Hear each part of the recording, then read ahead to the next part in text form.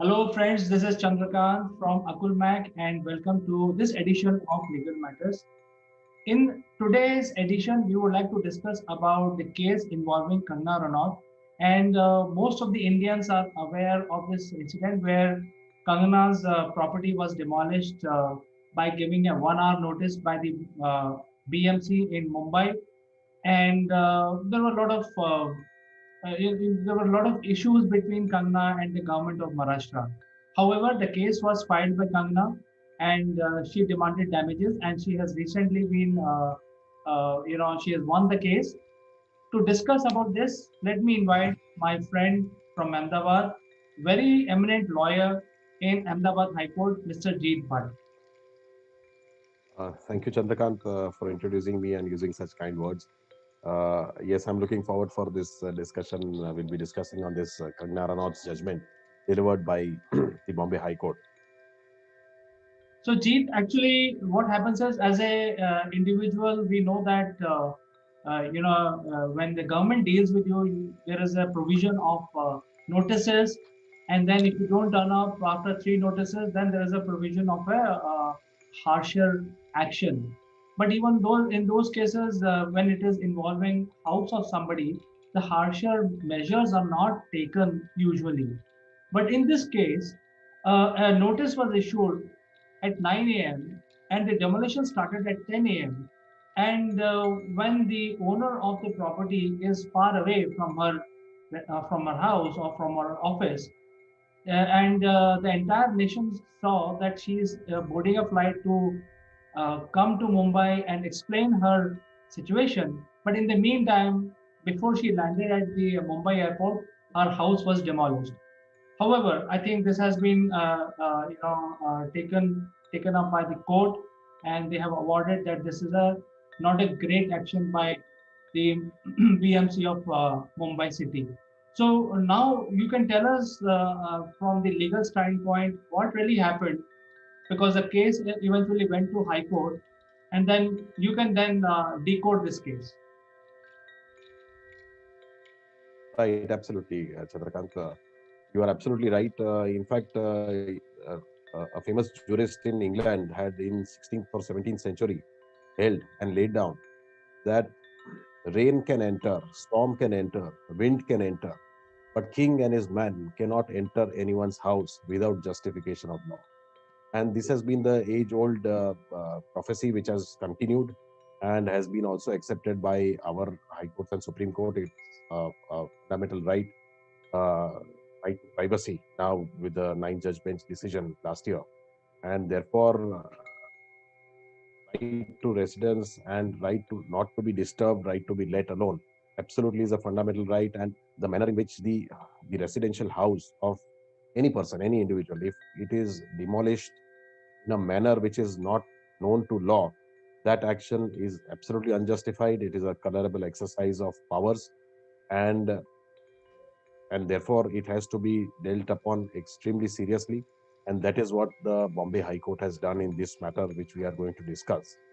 Uh, as you must be aware that every power that is vested in a public body or authority has to be used honestly, bona fidely, and reasonably. And all these requirements of law and the power which are vested were thrown out of the window, and the action smacked of malafide. And therefore, the Bombay High Court held that this action on the part of the Bombay Municipal Corporation was a colorable exercise. It quashed the notices issued, and I will be speaking on what had happened, how it transpired, and why the Bombay High Court accepted the stand of the actress Kangna that this was done under a malified propaganda by the authority, and therefore it has quashed. So what had happened, I'll just briefly deal with the facts. On 9th of September 2020, Kangna Ranaut had to immediately move the Bombay High Court at 11:30 a.m. because at 10 o'clock in the morning, the order of demolition was issued and was pasted on her residence. But at the time of pasting of that order of demolition of her residential house, the entire machinery for demolition was ready and they were there. So therefore, it was predetermined. The order of demolition was going to be passed. The order was passed, pasted, and immediately demolition drive carried out. And before she could knock the doors of the court, 40% of her house was already demolished. At 11:30 a.m. in the morning, the lawyers mentioned before the Bombay High Court saying there is extreme urgency in this matter, and the Bombay High Court permits the circulation and fixes the matter for hearing at 12:30 p.m. in the afternoon. Wherein in 12:30 the proceedings initiate, the matter is taken up. The lawyers from Bombay Corporation are not available. They are not there before the court, and the court asks lawyer who is regularly representing corporation to appear, and they say that we don't have any papers. But this was not acceptable and believable because the Bombay Municipal Corporation had already filed a caveat a day before. So they were apprehending a petition was going to be filed, but they were not prepared. They did not prepare the legal team because they wanted to waste time. So that till the court could hear and decide the matter, they wanted to demolish. And this has been accepted. These arguments have been accepted. But before this demolition happened, what transpired, I would like to point out, is that Kangana Ranaut had purchased this residential premises in the year 2017 in Pali Hill in Bombay. And in 2019, she wanted to fully renovate the bungalow and do the interiors again. And therefore, she carried out the entire renovation process and engaged some entities. And they completed the work in January 2020. So the entire renovation work was completed on 14th January. She had a grand opening, which was covered in media. Several magazines had covered it that Kangna's house has been opened for, even a lot of magazines covered it with pictures of her bungalow and how well she had done it. All the interior works was also pictures were shown. And thereafter, till that point of time, the corporation had no problem with her residential house. But in in the in August 2020, there were certain tweets and certain remarks by Kangna Ranaut which irked the Bombay Police Commissioner and the state government. I would just like to briefly point out what were those tweets. On 30th August 2020, she tweeted that, and I quote, I am more scared of Mumbai police now than the movie mafia goons in Mumbai, and I would need security either from Himachal Pradesh government or directly from the central government. No Mumbai, please. Then on 1st September, she again tweeted that instead of condemning public teasing and bullying like this, CP Mumbai police is encouraging. Mumbai police has hit all-time low. Shame. Then again on 2nd September, she tweets, you are a big sham in the name of police. Don't you forget, not just me, all the people tagged got notifications of CP Mumbai before liking the derogatory tweet, trying to prove a criminal seems your old dhanda. You don't dare to lie, Mumbai police. On 3rd of September, he tweets again that Sanjay Raut, Shiv Sena leader, has given me an open threat and asked me not to come back to Mumbai after Azadi graffitis in Mumbai streets and now open threats. Why Mumbai is feeling like Pakistan occupied Kashmir. This was her tweet that triggered a row, and several remarks were again when in media it had appeared. And on 4th September, again, she tweets that I see many people are threatening me to not come back to Mumbai. So now I have decided to travel to Mumbai this coming week on 9th September. I will post the time when I land at Mumbai airport. किसी के बाप में हिम्मत है तो रोक ले. Now, in pursuance to this tweet, she was being threatened by Shiv Sena and other activists, and also by there were threat by Sanjay Rao, and therefore she was provided a Y plus security, and she was to come to Mumbai on 9th of September. But in between, what transpired is that the Samna, which is the Marathi daily newspaper, on 5th of September, whose executive editor is Sanjay Rao, uh, stated that joining issues with Mumbai will prove costly. Mumbai shi panga padega mehanga. These were the slogans which were being published in this Samna editorial. Then Shiv Sainiks also gave stern warning to Kangna to the effect that if she steps into Mumbai, their ladies will beat her with chappals and shoes. And also, what Sanjay Raut had written is that Mumbai belongs only to forefathers of Marathi people. Those who do not agree with this, they should show who are their fathers. It is a promise that Shiv Sena will perform Shrad of such enemies of Maharashtra. The health department should handle mental cases of such persons also who talk any nonsense about Mumbai. These were the ongoing tweets against Kangna and Kangna against Sanjay Raut and the Mumbai police. On 7th of September, the executive engineer of Mumbai Corporation visits her residence and he uh, makes a sketch and notes down certain uh, construction activities which were going on and says that these are unauthorized and illegal. And on 8th of September, he issues a notice and pastes it on the premises of Kangna Ranaut, saying that you stop these construction activities within 24 hours and provide the permissions that you have. Otherwise, in 24 hours, we will demolish and stop all these activities. So on 9th of September, this notice is pasted. His advocates, Kangna's advocate, replies to the said notice saying that there is no activity which is undergoing and there is no construction activity that has been taken because the construction has already completed in January. And since the Kangna actress is not here, you grant 7 days time in order to give a detailed reply. And all the contents and allegations of the notice are wrong and are not accepted. And therefore, they sought for 7 days time. But without waiting for that 7 days time, on 9th of September, they issue this order of demolition. And with all the arrangements made, JCB machines, police officers, protection was granted, and they start demolition at 10:30 in the morning. Therefore, this petition was filed, and it was heard by the Bombay High Court for several days.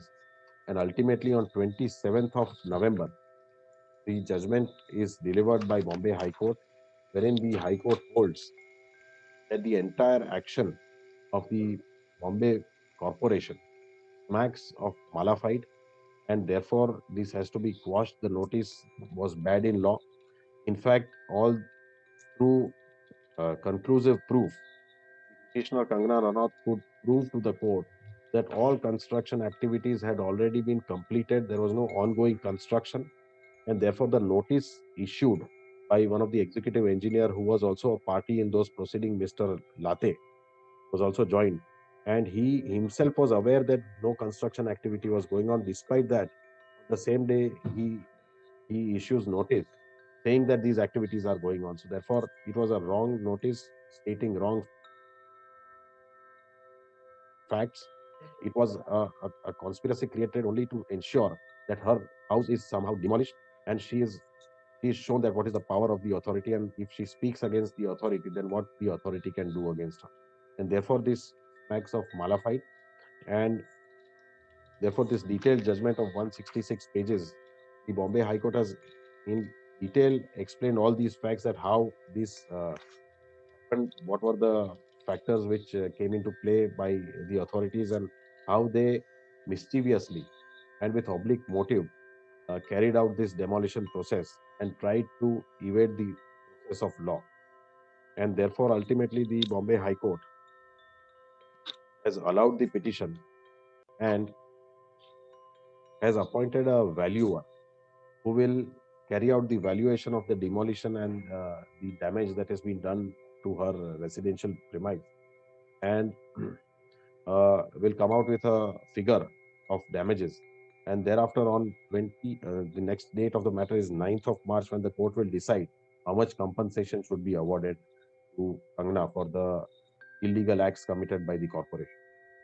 The High Court has also said that compensation amount will also be awarded from the personal uh, uh, the officers will be personally held accountable, and the compensation amount will be they will be liable to pay. So therefore, absolutely important decision, and the hearing officers will be taught a lesson when they will themselves have to pay the compensation amount. So therefore, it's a very good judgment. It upholds the constitutional and fundamental rights of citizen, and it also lays down that the state, the machinery, the establishment cannot act in arbitrary, discriminatory, and such malified manner, and therefore this is a welcome judgment, and it lays down some important issues, questions of law. Jeet, when I was watching this whole incident taking place on the TV, and I could make out because I have some knowledge of the structural integrity of the houses. What I noticed is that the purpose of this demolition drive was to actually destroy the entire house, and they were actually selecting the right points, uh, the pivotals of the columns and the beams, and they specifically destroyed those points in the house. So I think the intention of the demolishers were to basically demolish the entire house. So even if you see the structure standing, but it is of no use because it is going to crumble any day. It can crumble in 1 hour, or it can take some couple of days to crumble. But that is what they have ensured. That means the house is not usable anymore. Number two, there was a temple in the house, which was also destroyed. The statue of the god was also thrown out. I mean, who would do this kind of work? So I was aghast to see when these kind of things were being shown on TV, and thankfully that High Court has taken the right action, and I'm very happy to know that the people who are actually taking this law in their own hand, even though they are government servants, should be taught a lesson because they should not take, because all of us live in a democratic world and we think that we are living in a democracy. It does not mean that the state can create an anarchy, and whoever that person is, if you're not able to handle the comments, then it shows immaturity, and thus you should not be allowed any creation of anarchy. You have any last word to talk about this judgment? Yes, so exactly that is what the Bombay High Court also observed, that though the statements found to be little irresponsible, and asked the actress to exercise some restraint while airing her opinions, but it also said at the same time that it does not mean, or it does not give the state or its machinery any right to act in such a manner, because how much ever irresponsible the statements, or how much ever distasteful or wrong they may be, the best way to deal with them is to ignore them. The state cannot say that you are issuing such distasteful and irresponsible statements, so we will do this to you. That arbitrary actions are not permissible under the state, by the state, and that is a fundamental right of every citizen to be treated equally. So therefore, in that manner, these observations are clearly important. And also, as you said, that the manner in which the house is broken is also, you are absolutely right, because if if at all, if some part of the house was unauthorized, she could have applied for regularization of those structure by paying some penalty. But it did not give the Bombay Corporation any right to demolish the house, and there was no illegal construction at that time happening. But they showed in such a manner that illegal construction or unauthorized construction was going on. Therefore, the notice which was issued to her said that you stop this construction or we will demolish. But she said that there is nothing that is going on. The construction is complete. That so therefore this was absolutely misapplication of law, non-application of mind, and only to ensure that the house is. So I think because of this judgment, the Kangana has been given her dues, and I'm sure in the due course of time she would be given the right amount of compensation. Although the compensation can be only quantified by the surveyor, but when you construct a house, you put your soul into it. Those kind of compensation, I don't think anybody can calculate. But I'm sure she would have exerted a lot of her imagination and creativity in building a beautiful office come residence. I don't think we can do much about it. But we will definitely cover if any new development happens in this case. In the end, I would like to say that there is a freedom of speech to all citizens in India, and that is why, even though Kagna was giving tweets, but that is all given in the Constitution by the Constitution of India to all citizens. So thank you very much, Jeet, for finding time and coming on our show and talking about this very, very important case, which has been watched by almost 1.3 billion people across India. Thank you very much, Chandrakant, for having me and letting me talk on this important judgment. And we will catch up with you, Jeet, once again next Thursday on Legal Matters. Sure. Thank you.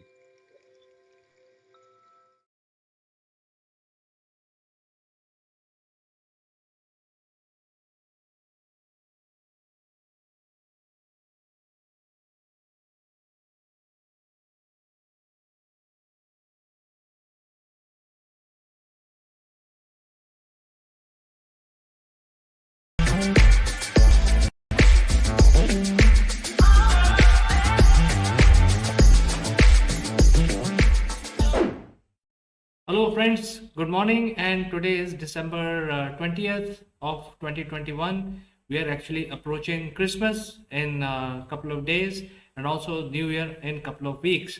Important thing is that today is again a chilly morning, and as we progress in our winters, the temperature is going to dip again and again. So let's understand what are the important items to discuss. Well, as I'm reading my mobile along with you, I think before I go to the political news, or I can completely skip the political news, I can say that the yellow alert has been, announced in certain parts of North India.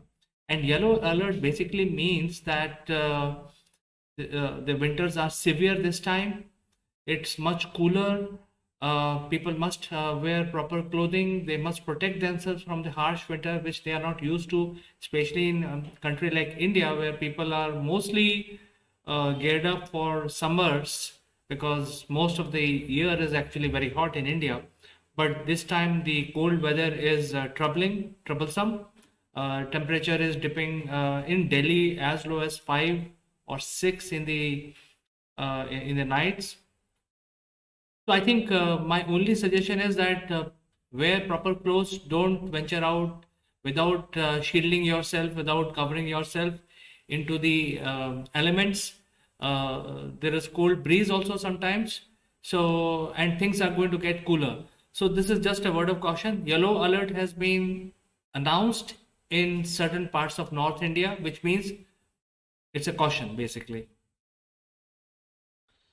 What else? Well, I think another important aspect is for international travels, there is a mandatory PCR test, which we all know. But important thing is that you can actually do a pre-booking now. So I think this is again a good thing, because you don't want to waste your time when you approach the PCR center for giving your samples for COVID tests. You can actually do the pre-booking, and you can reach the center at a predetermined time, and it will be easier for everyone. Well, I'm skipping all the political news, because it has very little meaning when it comes to business. So let's look at what is there in business. So, well, this is important. Tokenization of credit card and debit card. In fact, everyone is affected by it. What happens is, when you actually go to Amazon, or whenever, like Google, or things, any other website which we normally use, we don't want to key in our card every time we make a purchase. So what we do is we actually store the card number into Amazon, thinking that Amazon or Google or Microsoft will protect it, will make it, basically make it secure, even though we have given everything to them, including our secret numbers, etc. They will store the card. So that in future you don't have to remember the card. All you have to do when you want to make a purchase, you can actually just choose a method and go ahead and make your purchase. Now that has been changed for past couple of months. For past 6 months, I have experienced on my company Google account, I have to go to Google every time, every month, and the automatic debit on my company credit card or debit card is not happening from Google, and this is related to business itself. So now they have come out with a new system called tokenization of your card, which means that you will not be sharing your card with the online agency like Amazon or Google or Microsoft or GoDaddy or whatever. You will be sharing, you have to get your card number converted into a token. So it is secure. And then you give this token to the online agency, which will store your token. So this is a security measures, one security measures which has been added to protect your card and any accidental swiping of your card online or any malicious activity related to your which is affecting your credit lines. So I think this is good. It has been started by the government.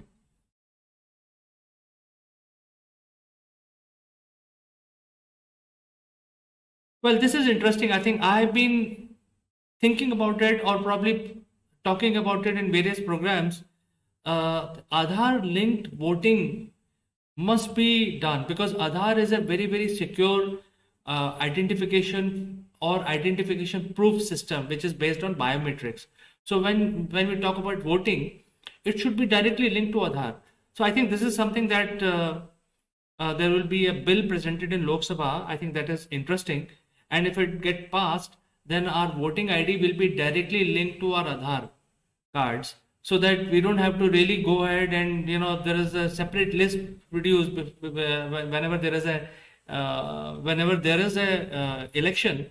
There is a voting list, and then we also have Aadhaar because we know that we live in this area. So all that can be avoided. So you don't have to do duplication. So if everything is linked to Aadhaar, then it is much easier, and you can do voting based on your Aadhaar card number. What else?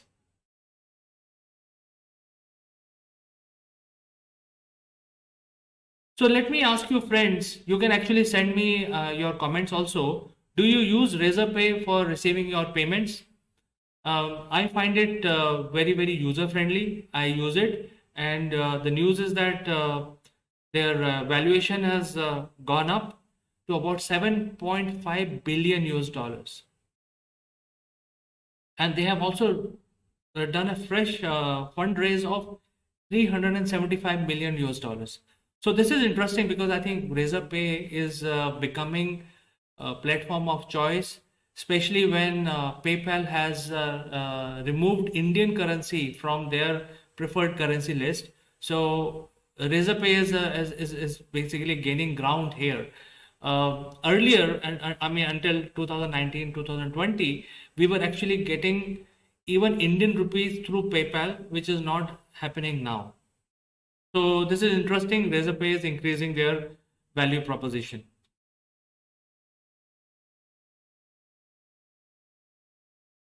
All right, friends. So this is all important news or important things that require our attention. Couple of things are related to politics, which I don't want to talk about. But I think on a Monday morning, it's a chilly morning. Protect yourself. Don't go out without wearing layers, and keep watching the rise of Razorpay. I think that is something very interesting. And also, I think we should know exactly what happens to the bill which is presented in Lok Sabha today, which is going to link our Aadhaar card with our voting ID. So friends, do engage with me by sending your comments. And as you know, I respond to each one of them. And I'll catch you in Morning Brew tomorrow. Till then, have a nice and successful Monday, December 20th, 2021.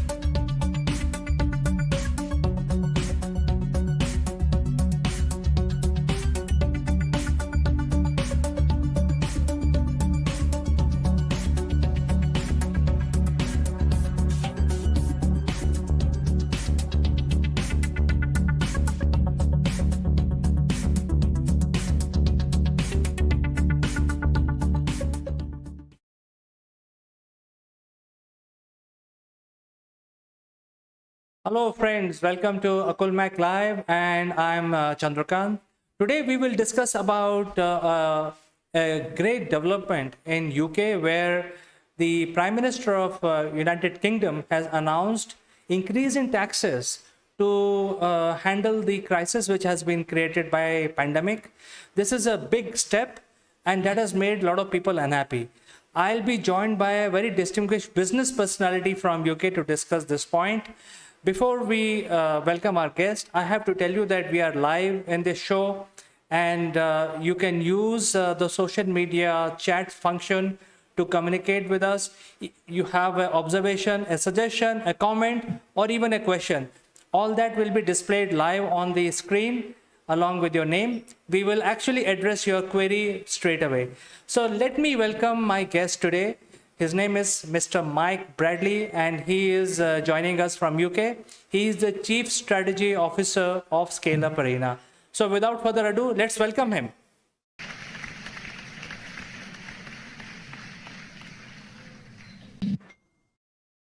Hello, Mike. How are you doing today? Welcome to the show. I'm very good. I'm very good. Thank you very much, Chandra. Yes, I'm very good. Thank you. And enjoying the sunshine, which I understand is not the case in Delhi today. Well, Mike, it's raining here. But I think it's a big news. It's one of the trending items globally that the Prime Minister of UK, of your country, has gotten approval and increased the taxes on the corporates.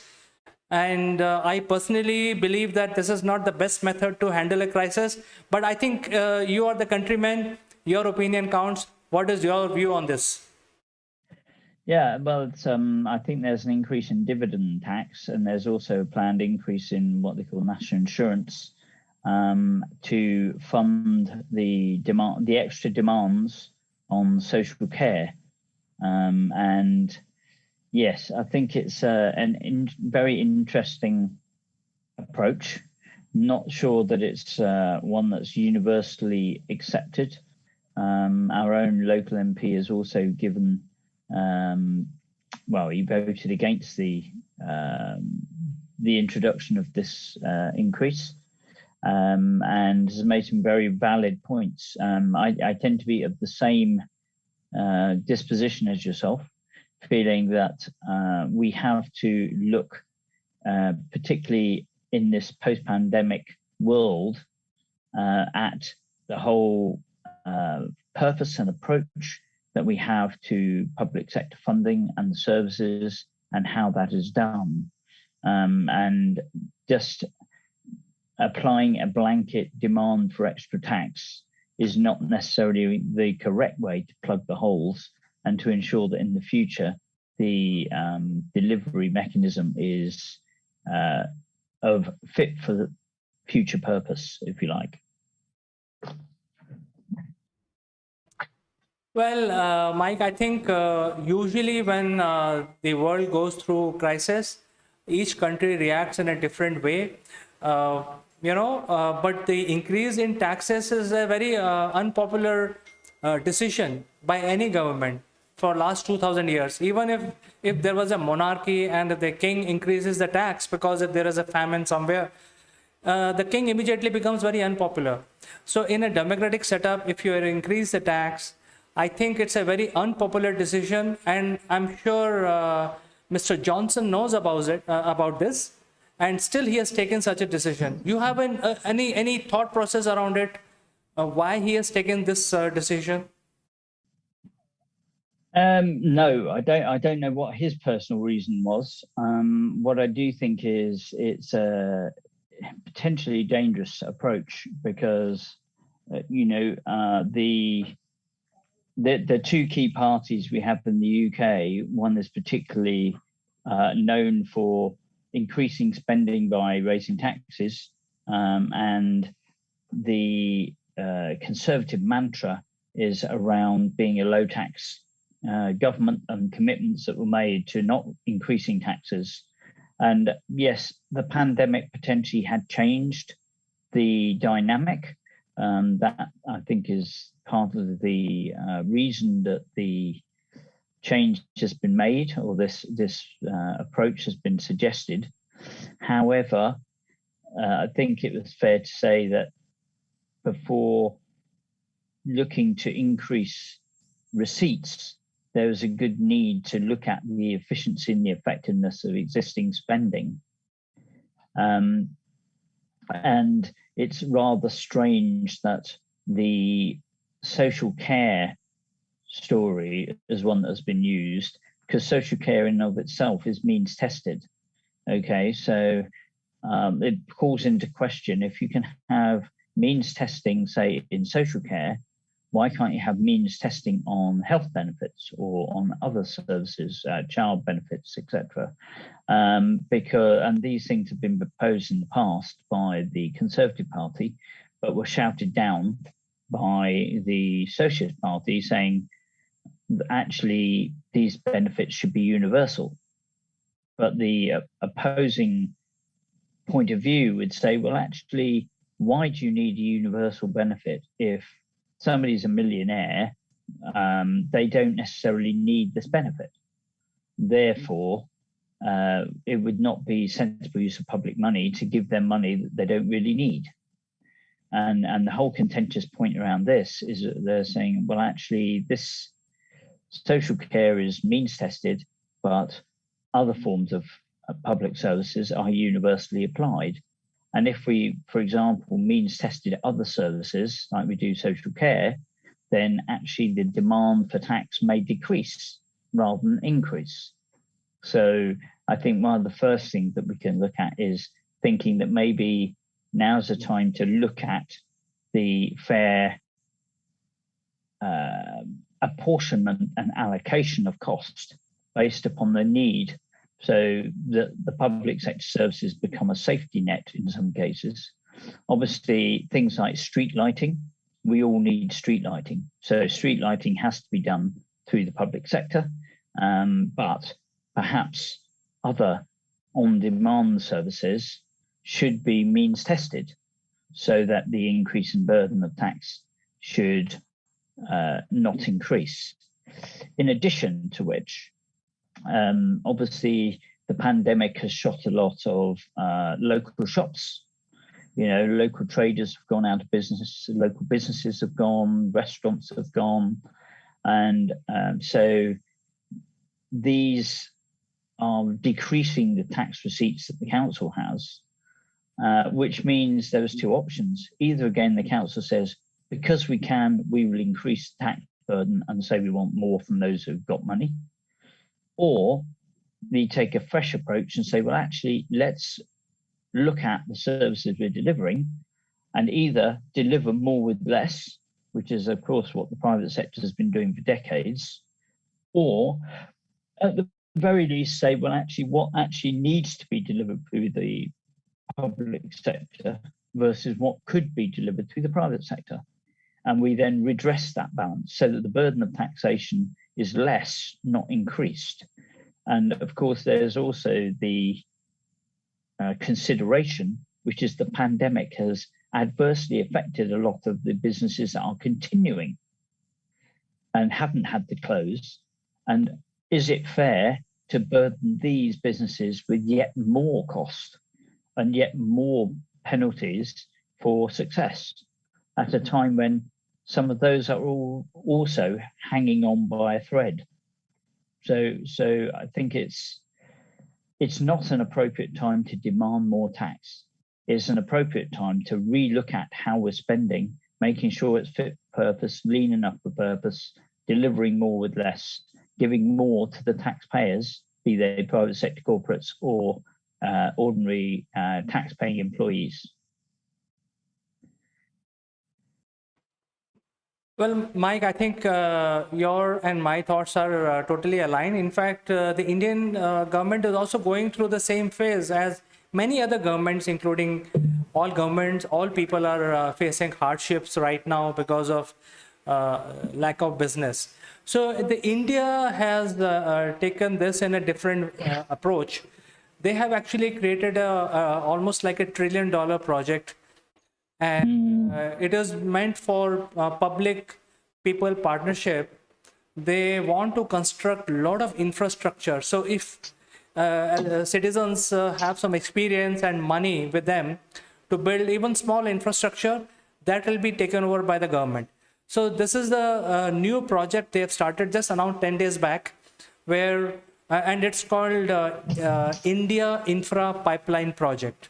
It's a huge thing, and across the length and breadth of such a large country, there'll be multiple airports, there'll be roads, railroads, solar power plants. I think there is a huge list of infrastructure that they want to be built, operate, and transfer.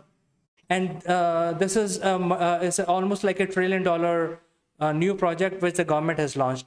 So I think that is a better approach, where you are actually paying for and driving the economy by actually people producing some work rather than taxing, because there is no money for tax. I mean, there is no money for survival. So how you can pay tax? So I think that is where the challenge is, Mike. I think you're right. I think there are infrastructure projects that need to be developed, but I think we again need to be very careful which infrastructure projects we pin our future hat on. Is it depend, and it's going to depend by region, it's going to depend by country, but should our money therefore be going on improving, I don't know, railroads infrastructure, when perhaps what we really need is to improve the internet superhighway, because more and more business is going to be transacted online. So where does the investment go? And I think we've got to be very, very sure that we know exactly where we should be spending the money for the future strategy. Solar, wind farms. My personal view is we should not be spending more on transport infrastructure. We should be spending more on ensuring that people can work from wherever they happen to live efficiently and effectively, utilizing technology, utilizing digital skills and digital capability. And I don't think that's in any country that is by any means universal right now. And that possibly should be where the infrastructure spending is going. But doing that through private sector, yes. I think we've also got to ensure that that is done in a way that benefits not just the multinationals and the big companies, but benefits the SMEs who can actually supply those services. Well, I think you are the citizen of UK, and hope your voice is reaching the government over there. But I think you're making a lot of sense. I think there is one more thing I'd like to share from my side, is that in order to support the SMEs, the Indian government has opened up with Singapore, where for the micropayments, the Pay Now platform of Singapore is now linked with the micropayment platform of India, which is called BHIM, BHIM. So if I have to make a payment to a merchant or my vendor in the Singapore, I can just transfer money using BHIM platform. And that has been a big thing, because if I have to send money outside the country, there are big regulations. So for small micropayments, for services, I think up to $100, it's a good thing, because if I have to pay a Singaporean company, I can engage with them, which was not possible so far. So if UK government also follow suit and open up their micropayment platform with India, I think there is a lot of business waiting to happen, because the biggest challenge is how do you collect your payments, and how do you engage with Indian merchants? How do you get paid out of India? So I think this is sure. Your views, Mike. Yeah, I think you're right. I think this whole concept of how SMEs trade with each other needs to be simplified, because once again, at the moment, the system benefits the multinationals.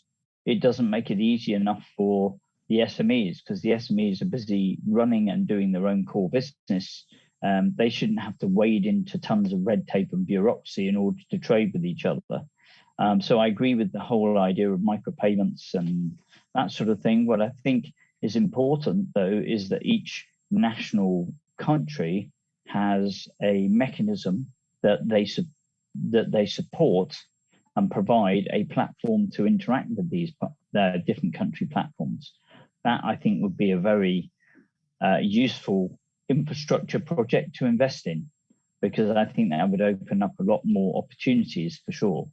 I think there's always a risk of offshoring what principally will be core to the national economy. And I think there is a risk that it depends on, if I'm hearing you correctly, that Singapore is running this platform and the Indian government are utilizing that platform. What would be interesting, particularly with all the tech skills and knowledge that you have in India, why that platform hasn't been created within India and then linked on a backbone level with international platforms such as the Singapore one. Well, Mike, let me correct that perception. Basically, we have the world's biggest digital platform because of the population, sheer numbers that the Indians have. Yep. And that platform is called Beam. And it is linked to the people's bank accounts using mobile phones. And sure, similar platforms are there across in different countries. And it seems that even Singapore has a similar platform. So now if I have to make a payment to the vendor that I have in Singapore, all I have to do is send him $50 on his mobile phone. It will get directly credited into his bank account. So, you know, we can bypass all the red tapeism here. Okay. We don't have to fill 10 forms, go to bank, set up the vendor, all those things for small transactions. Is taken care. So it's basically integrating two platforms, where, you know, bypassing the foreign exchange rules and giving benefit to small medium enterprises, to SMEs for small payments is what the idea is. Okay. Mike. Okay. Oh, that sounds good. Yeah. Okay. But that's really enlightened and very much a future strategy, and something I think the Indian government does very well, at least, is to look at technology that's coming through the future pipeline and adopting it, such as, you know, the way that you're embracing things like solar and embracing, you know, new ways of managing, harvesting energy sources, for example. Something I think we all need to do, and need to do with increasing regularity. India, I think, has always been ahead of the game on that. Digital education, I think, is something that India has embraced. And I think there's lessons for the rest of the world, particularly the tertiary Western economies, which we've got legacy traditions that means that it takes forever to change the way the tanker is pointing. And I think we need to get much cuter about this and move much faster.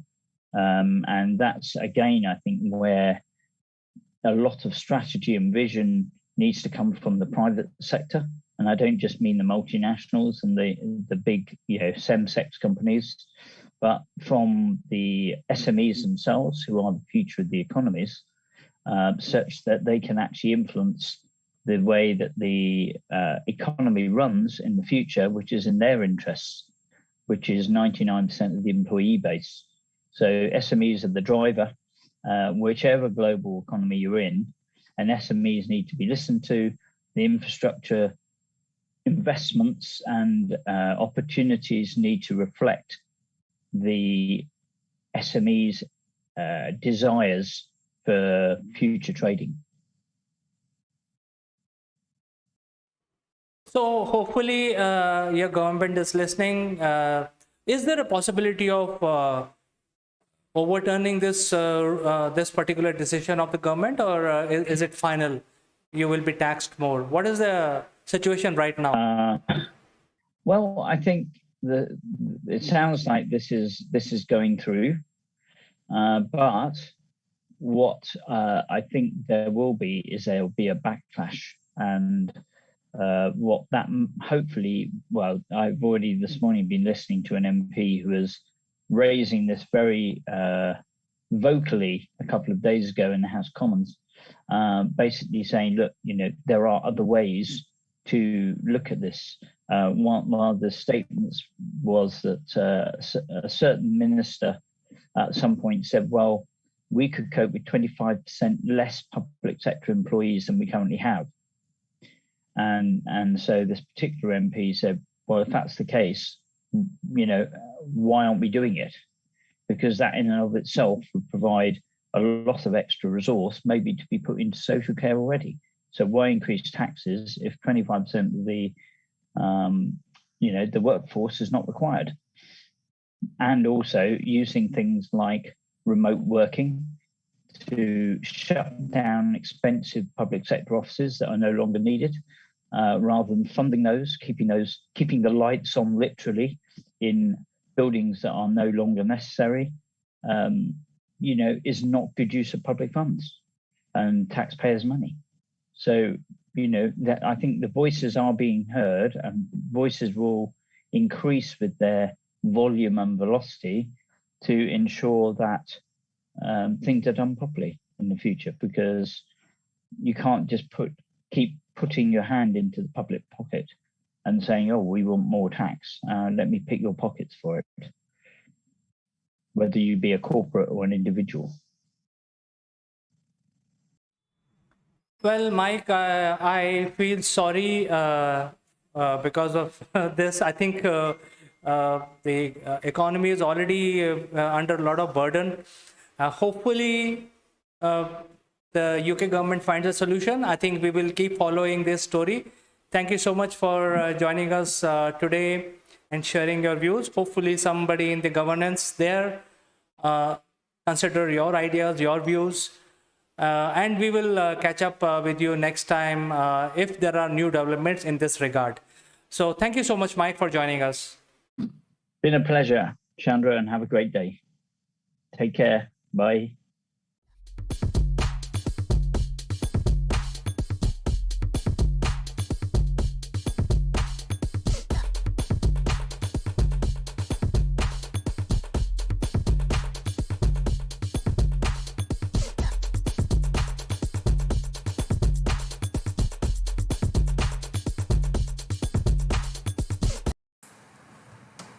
Hello friends, this is Chandra, and today I would like to talk to all my startup and small medium companies and give some ideas on how you can take your product and your knowledge and your services to right people, right audience. And this is something that I have personally tried, and I would like to share this information with you all with the intention that you can also leverage this and probably take some of these action points, and if you like, you can implement them and also grow your business. One of the things which I would like to mention today is the marketing strategy of all the people today is by and large based on the email. And while we get so many emails, we also individually delete all those emails which are hitting our inbox. So the chances are that if we are sending our emails, somebody else is deleting those emails. So there is a risk of your email messages not reaching to the right audience or the intended audience, or even if they are reaching, they are getting deleted. There is very little analytics that is possible on what you can do to increase the interest level of the recipient. So that is one of the issues that there is, which is plaguing all of us in the field today. And the other issue is there are a lot of compliance related matters which we have to take care. So while there is a social media, and many organizations are leveraging social media to take their messages, and they are moving away from email, I personally feel that time is right to move away from email marketing and get into the social media marketing completely. For various reasons, there are a lot of advantages. One of the advantages is non-intrusive. That means whoever is seeing those messages, the control is in his hand, and he can actually control what he wants to see. And suppose he doesn't want to see your post, then he can simply move on and see something else. So it's completely non-intrusive. It is not interfering in any privacy. At the same time, you have leverage of reaching a lot of people globally. So you can now address a bigger segment of people on social media. The challenge on social media is how do you send your messages and the same version to all of these different social media which are available today. So we can help you with all these new techniques, and if you go to the link which is there on the website, that is topbrass.akulmac.com. This is a new platform that we have created which will help you do all this at a very low cost. So I think my ideas, my suggestions are in line with what you are thinking.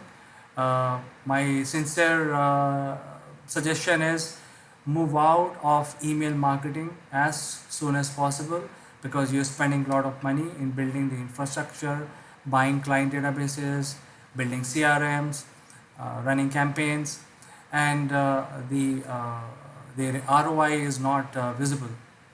So start using social media as quickly as possible, and you will see the difference. Thank you.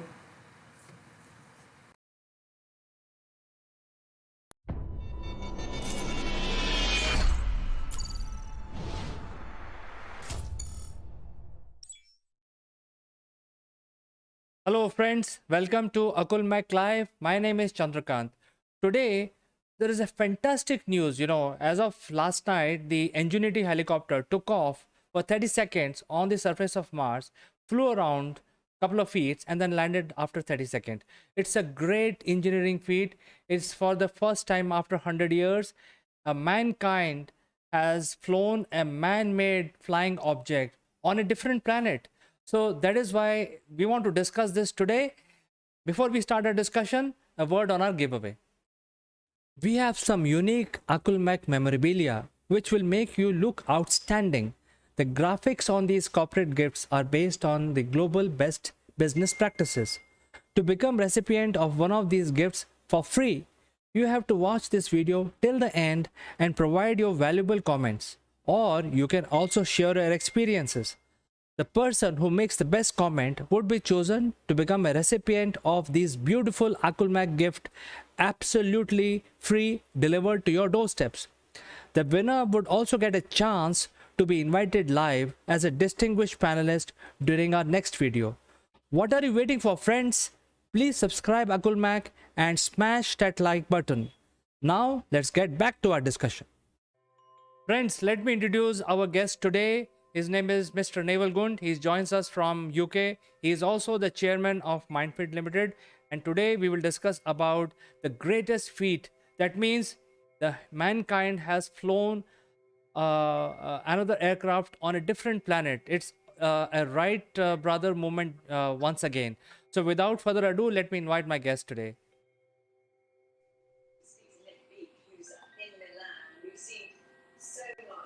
Good morning, everybody. Good morning, CK. Yes, what a feat of engineering. Millions of miles away in a planet we've never walked on before. And all of a sudden, we've got, as you quite rightly say, it's a Wright brothers moment. And the irony is, it's just a little helicopter that's taken off, gone a few hundred feet in the air, flown around for a couple of minutes, taken a few pictures, and landed safely. But what a feat of engineering, all done remotely from millions and millions of miles away. I mean, it's unbelievable. And we should be excited. It's not like a little drone taking off in your backyard and going up and smashing into the window because you couldn't control it. This is miles away. So what does it mean to you, CK? Well, Naval, one thing is for sure is that I tried to tune in into NASA live feed because it was coming live on the internet on the NASA live feed. and things were moving very slowly. So I want to tell the viewers that what was really going on, and why the NASA live feed is showing you things which happened like very far, miles, thousands, millions of miles away, and what really happened. So there are two things which are very important. One is when the signal from Ingenuity craft comes to Earth, it requires a lot of process, and there are very, very powerful antennas spread across the Earth which are capturing those signals. So even a 30-second flight, the processing of data has taken 4 hours. So the NASA live feed, why it looks like that people are sitting and nothing is happening. It actually, the fact is that a lot of things are happening, and the data which is flowing from the aircraft and finally it is reaching Earth is taking 4 hours. So it takes a lot of time to process. So that is one thing I want to say. What is your opinion on this, Naval? Well, I'm a bit of a techie, really, when it comes to all this, and I love playing with a drone. I've got my own drone. As a boy, I used to play with trains and Skeletrics and watch them go round and round and round and round. Never got bored with it because you never know, it might fall off. You'd have to put it back on again. But this is an amazing feat of engineering. This is humankind at its best. We are miles away. We're not literally operating it from where we are. This is all pre-programmed. It's all very clever stuff. It shows our technical capability. It shows that humans are incredibly ingenious in what they're doing and what they're designing. And one of the feats here is a lot of people don't appreciate the technology that's gone into this particular machine. So there's one thing having a rover on a number of wheels go over terrain. And there's another thing actually taking off, a flight taking off on gravity system that's not normal to the UK, to the globe. We have got our gravity here, thanks to Newton, measured it 9.8 meters per second is the pull of gravity. There, it's a lot thinner air. So these rotors have not only got to rotate much faster to get the lift, but they're also rotating in the opposite way, which is why they had a test the other day of testing the rotors on the ground. So making sure one spin the way it was supposed to spin, and the other one was spinning the way it was supposed to spin too. And they're doing alternates. So it's a bit like the little thing about patting your head and moving your hand. And if you can do that, that's what these rotors are doing. They're going in opposite directions. And that, to me, that is the real feat of engineering here. It's making sure that everything works in sync. And we've seen some amazing pictures from a few hundred feet up in the air. We've seen the shadow of this little flying machine. And no wonder. Did you see the pictures of the NASA engineers when it actually took off, when they saw it take off for the first time? They were absolutely elated. This is the ultimate in some of their careers. Some of them will be retiring in 2 or 3 years' time, and that's it. They've now achieved, their lifetime's ambition, only paving the way for other people to take it to the next step. For SpaceX, to take over and start colonizing Mars. We're seeing real amazing innovation in mankind. And by the way, we need to tell the viewers that this ship took off. This spaceship took off, not yesterday, not last week, but months ago. So it's not today's engineering that we're dealing with. It's engineering that actually is probably 5 years old. Because by the time they've manufactured it and they put it into design and got the specifications right, and let's face it, they couldn't test it here really because we didn't have the same atmosphere. So all of these things, will it work, won't it work? All this anticipation, all this risk, all these human emotions that they're going through, it's no wonder that some of them were jumping for joy. I wish I could have been there with them, because to feel that excitement as an engineer, it must have been absolutely amazing, stupendous. Can't think of the words, really. There isn't a word to explain it. They've reached new heights. Well, Level, in fact, I want to tell the viewers about something which they have not heard so far. And one of the difference between taking a flight on Earth and taking a flight on Mars is the atmosphere of Earth. Because whenever there is a thick air on Earth, which will assist you to take a flight, and as you rightly said, that the rotors of this Ingenuity helicopters are moving 5 times the speed of any helicopter on Earth. So a typical helicopter takes about 300 revolutions for the rotor to make lift on Earth. Now this helicopter on Mars requires 2500 revolutions per per minute, and that is why they are moving at very very high speed. And this is really an experiment. And now what people don't know yet is that there is lot of dust on Mars. And because of this dust being available, unlike Earth, because there is going to be rain and it will wash away the dust, and usually the air on Earth is clean. But on Mars there is always a lot of dust, even though the gravity is low and the atmosphere is 99% thinner than Earth, but still it has a lot of dust.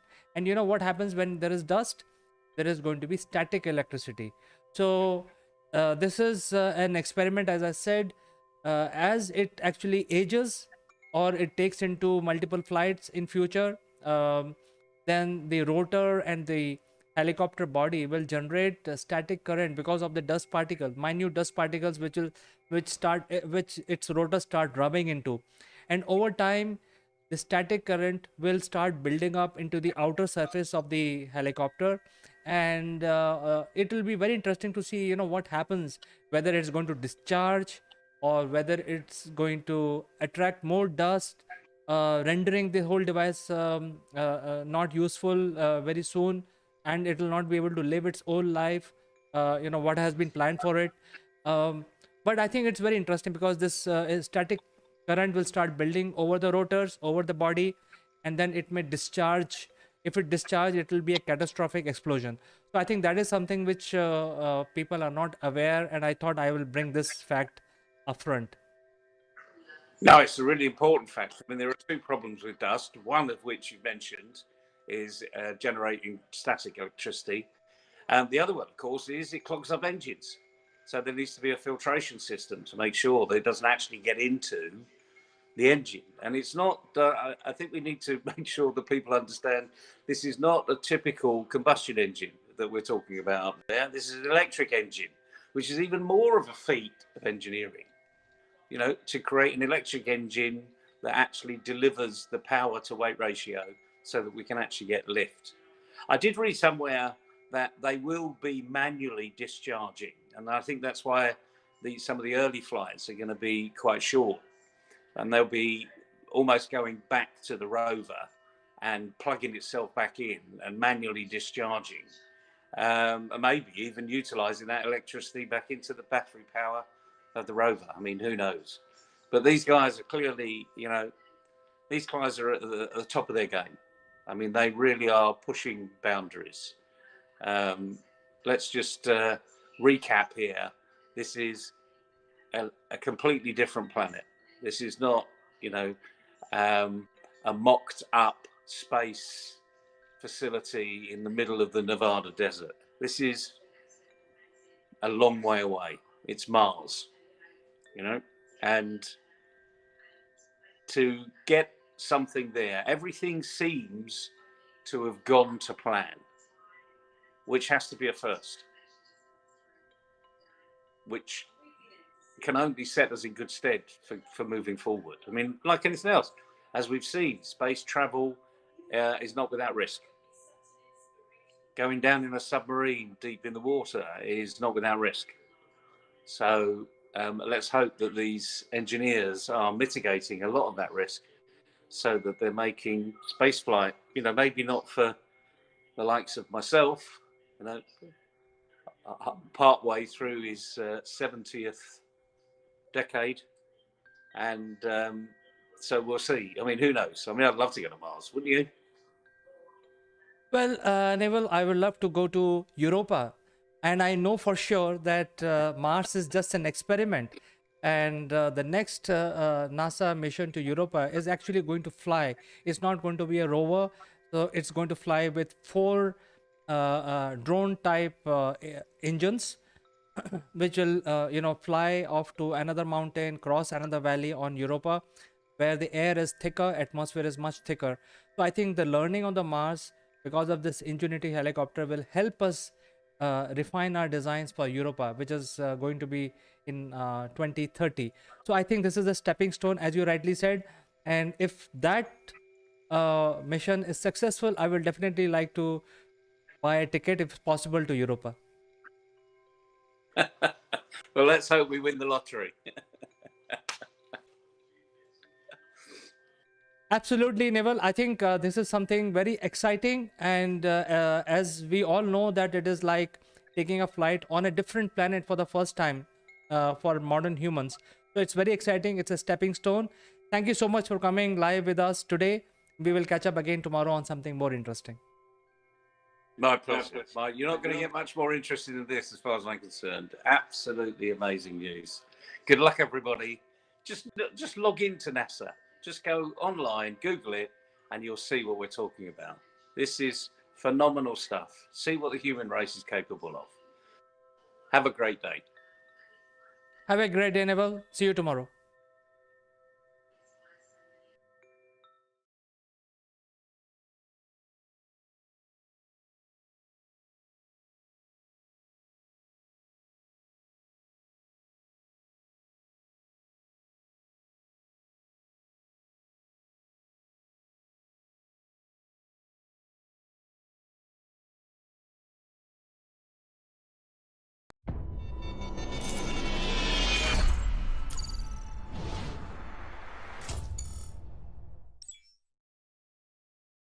Hello friends, welcome to Akul Mek Live. I'm Kanchan Verma and today we are discussing about music therapy with our guest. But before that, I would like to remind you there's a free gift available only for you. So stick around to this episode till the end. We will guide you how to avail your free gift.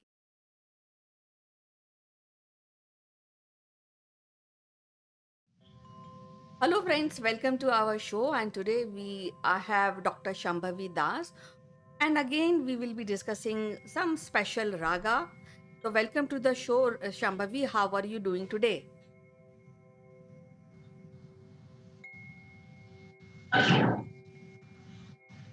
Namaste. Hello, Kanchanji, and everyone.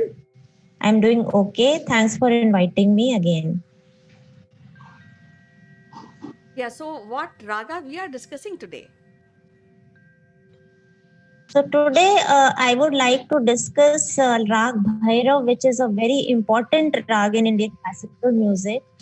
And Bhairav is something which people learn on the basics, because therapeutically and music training wise also it is very important and a very basic rag. It's a parent of all ragas.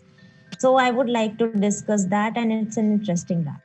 Yeah, so before we start this rag and understand this rag, so would you also kind of sing something for our viewers so that they can understand that what kind of rag we are discussing? Sure. So I would like to sing a very popular bhajan in Rag Bhairav. ऐ मालिक तेरे बंदे हम ऐसे हो हमारे करम नेकी पर चले और बदी से डरे ताकि हंसते हुए निकले दम ऐ मालिक तेरे बंदे हम ये अंधेरा घना छा रहा मेरा इंसान घबरा रहा, हो रहा बेखबर, कुछ ना आता नजर, सुख का सूरज छिपा जा रहा है तेरी रोशनी में जो दम, तो अमावस को कर दे पूनम, नेकी पर चले और बदी से डरे, ताकि हंसते हुए निकले दम। ऐ मालिक तेरे बंदे हम, ऐसे हो हमारे करम, नेकी पर चले और बदी से डरे, ताकि हंसते हुए निकले दम। बहुत खूबसूरत, Thank बहुत you. अच्छा, and very entertaining and very kind of touching our heart. So let's know about this raga and how it affects when we talk about music therapy. So this is a raga, and actually today I have taken, this is a dull, this is a serious rag. Unlike other ragas which we have done already in the other episodes, but this is not a bubbly, not a playful rag. And why? Because this has a lot of minor notes. Sa re ga ma pa da ni sa ni da ma ga re sa. Yes, it is serious rag, but there is a big significance. Why is it so serious? First of all, it is a dawn raga, not even pratah kal. Pratah kal is still 6 o'clock, 7 o'clock, but this is a very ancient rag which is created by Lord Shiva when he was meditating. So this is a dawn rag which is sung around 4 a.m. to 7 a.m.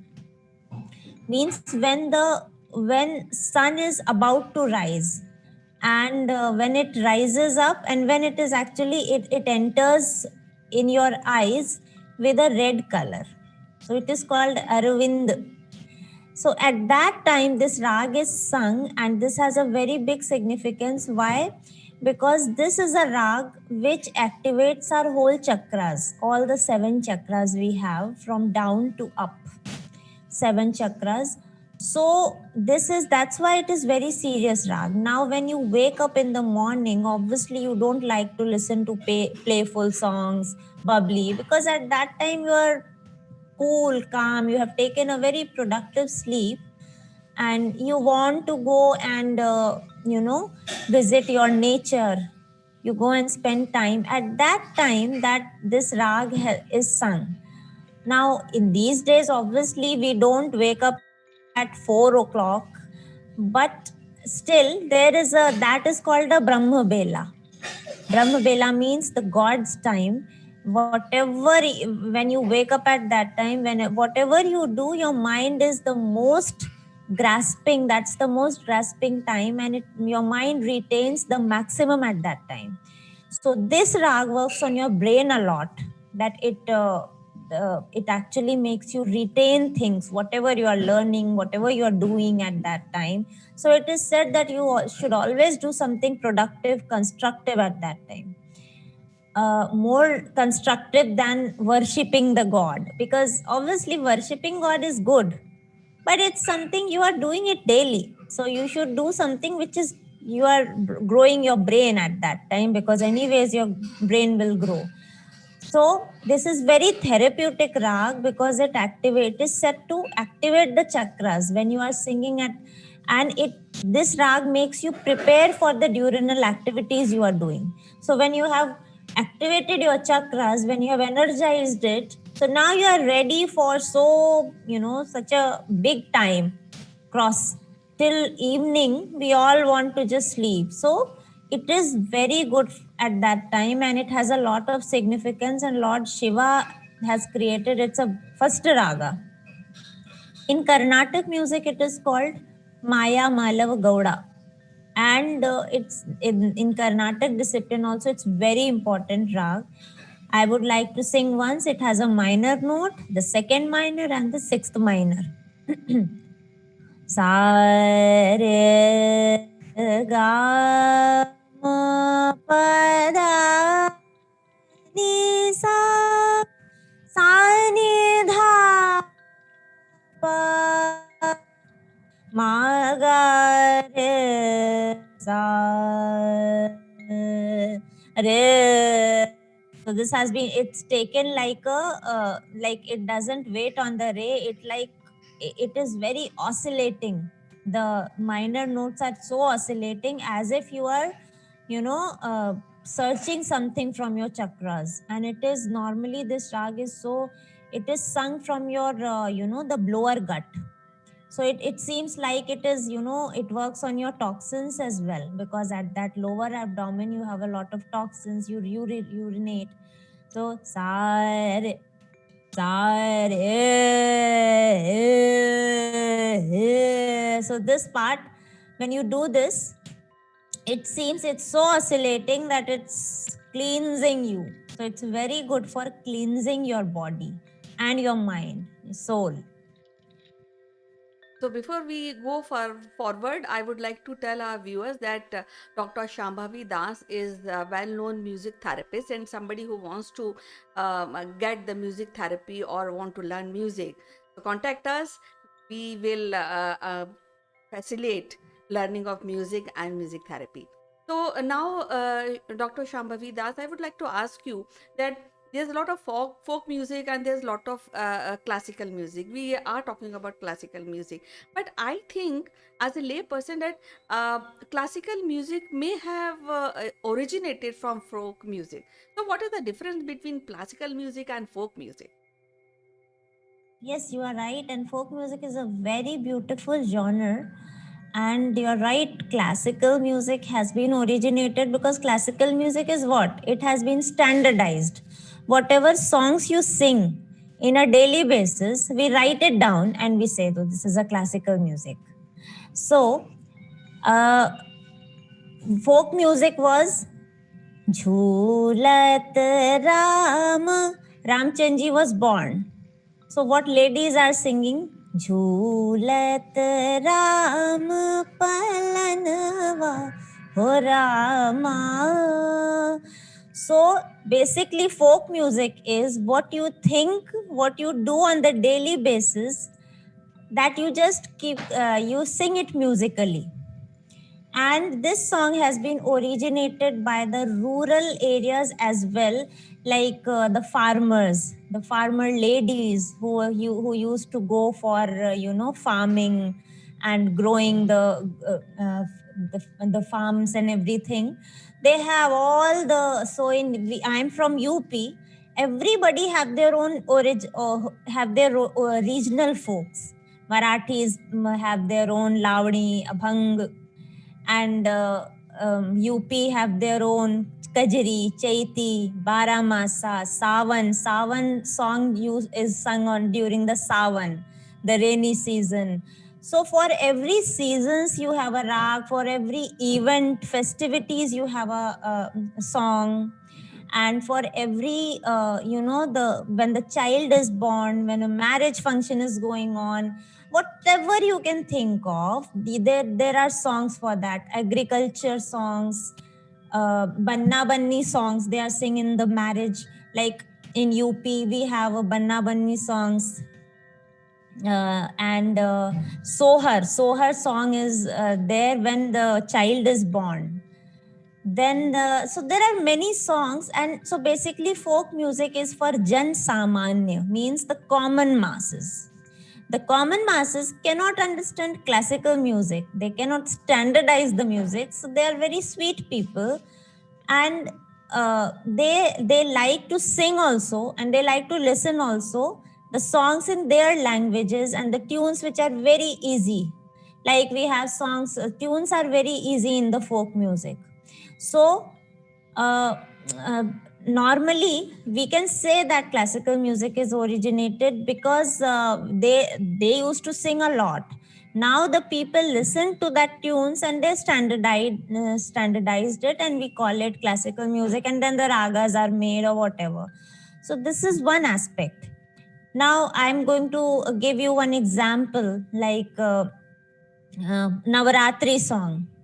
मैया के मंदिरवा में दीपक बाती, मैया के मंदिरवा में दीपक बाती, भवानी के मंदिरवा में दीपक बाती, काहे का दीपक काहे की बाती, काहे का दीपक. Somebody asked the lady, काहे का दीपक, काहे का दीपक काहे की बाती, काहे का तेल चढ़े सारी राती.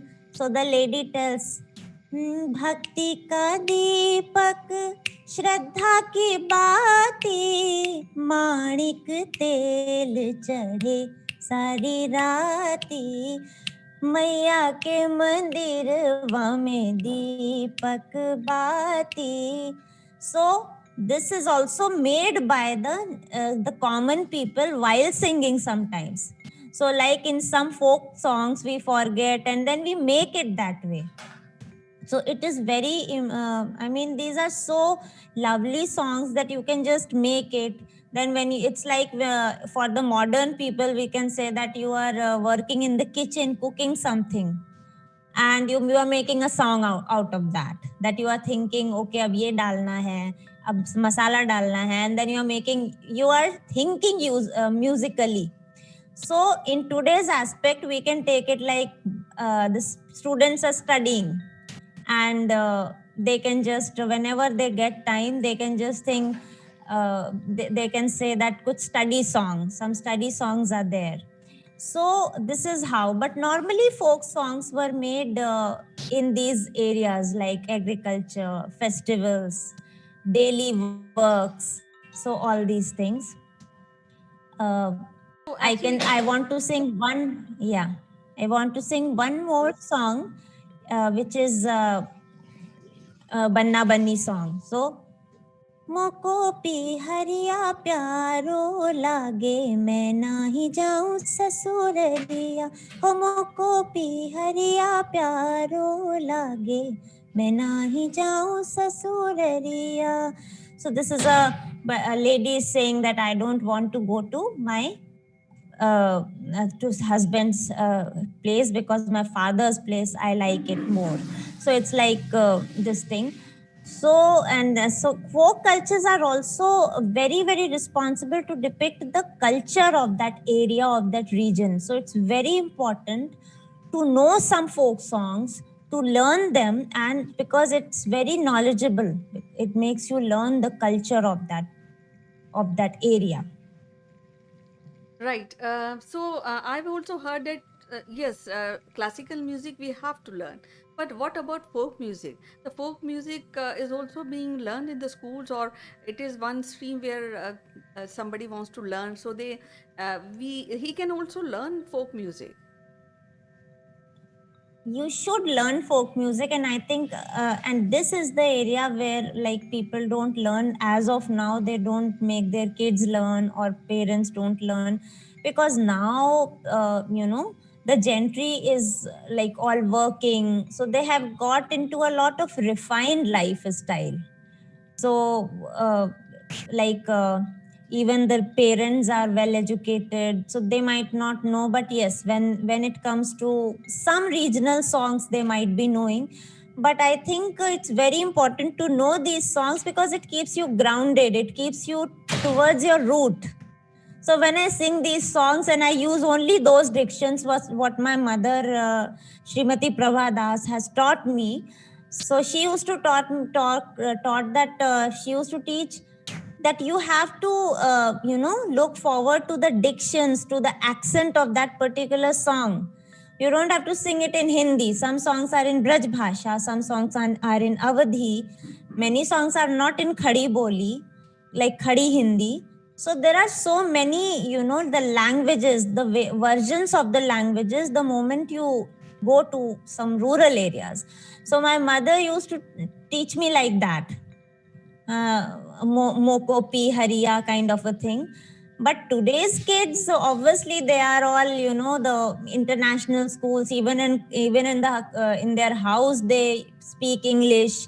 They don't speak their regional languages, so it's difficult for them. That's why maybe the folk music in schools and even in parental house, they are not getting that training. But definitely I just feel it is very good for your peace of mind. It makes you connected with your roots and with your thoughts, and whatever your dadis and your nannies and your mausis and everybody used to sing. So it keeps you connected, and obviously it keeps you connected to the Indian culture as well. So once you sing that, I have actually noticed it, that I have been using into the depression patient, and I asked him to sing his regional song from Hyderabad, the Telugu one, and he was so happy to sing that, because it's not the normal language you are singing. You are singing some rural languages, and you want to dance on it, because these songs are all very rhythmic, very good tunes and rhythmic, and they are very easy songs, rhythm wise, tune wise. So it's very important to sing that.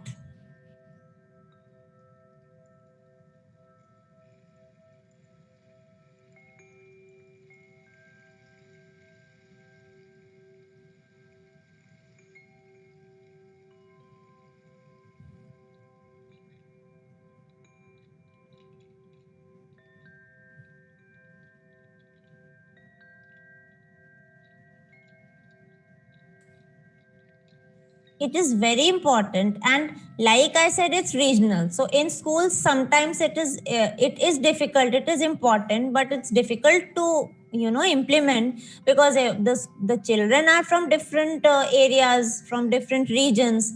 So they will say, why should I learn this? So my advice is that they should learn all languages. I know Marathi, Abhang, and I like it so much. I know Punjabi songs, Heer, so many Punjabi ones. I like one Gujarati ones, and I know them. So first of all, language learning is very important for brain and cognition. Secondly, uh, so they can start from a very normal devotional rhythmic songs, like the schools can start, and even the parents can make them learn very easy ones, like आओ सरस्वती आओ na na na na na. So this is so good that you can just compose it. नजरिया लग जाएगी मोरे कान्हा को कोई मत छेड़ो. Now Kana Krishna is in all regions. It's not region specific.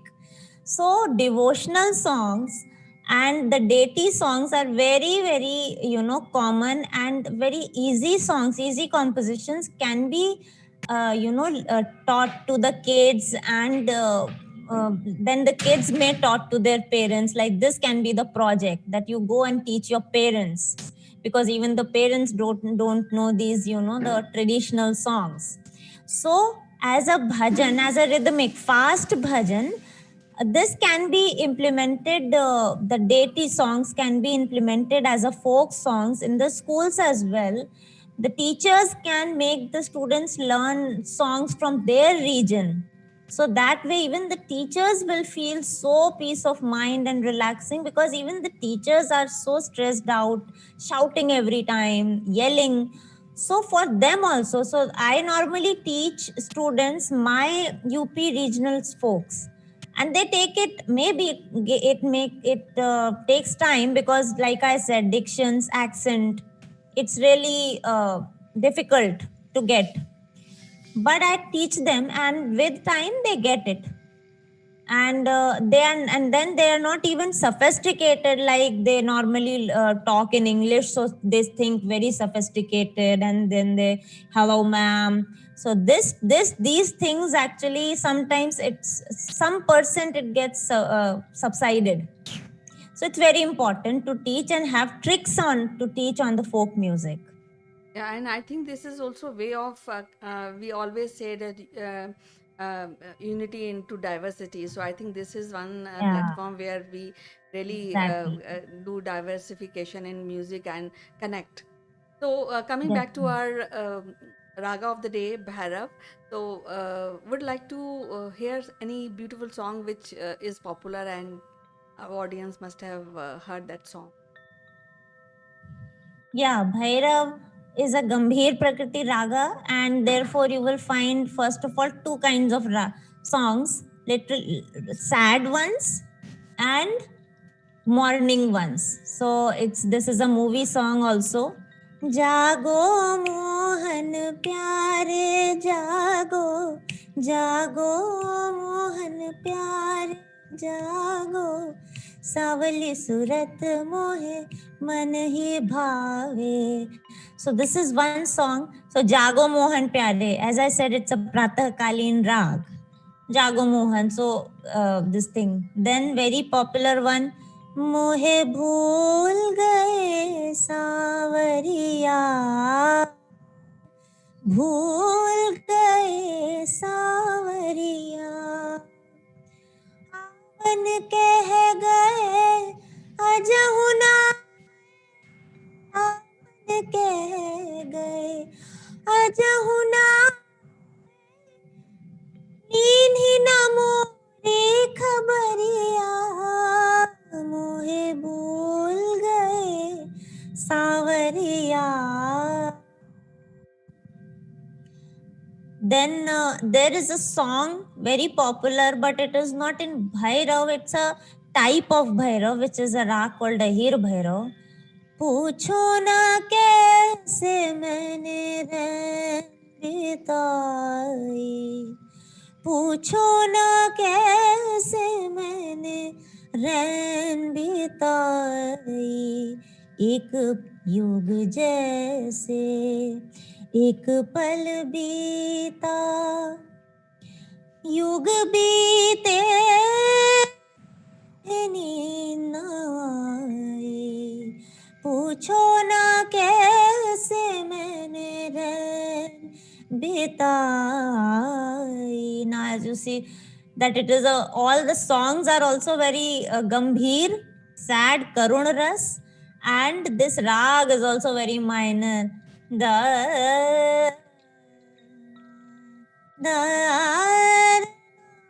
That's why you find less songs, comparatively less songs in the movies, but you find it in ghazals also. There's a very, I don't know, the people who listen to ghazals, they are familiar.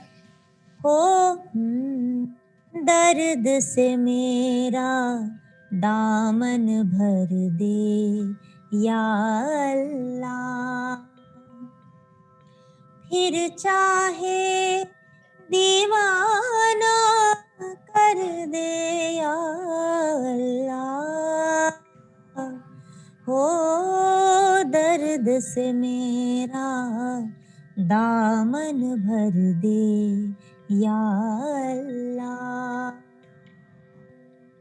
So this is a very beautiful song in Bhairav. And one more Jagjit Singh song, पत्थर के खुदा, पत्थर के सनम, पत्थर के भी इंसान पाए हैं, तुम शहर मुहाबत कहते हो, हम जान बचा कर आए हैं. So for the last one, I think I've mixed the lyrics also. But normally, as we see here, that Rag Bhairav is a Gambhir Prakriti Rag. Its chalan is also Gambhir. It uses the minor notes. So therefore, even the song's lyrics are also very Gambhir Karun Ras. So it depicts the Karun Ras. But it is very good for relaxation and for the Shant Ras, for the activation of, because Shant and activation of the chakras. It's very therapeutic rag, and I think if the viewers should listen the raga, if possible, in the morning. Thank you. Yeah, it was as usual so wonderful to talk to you and listen all the technicalities of different ragas we had been discussing.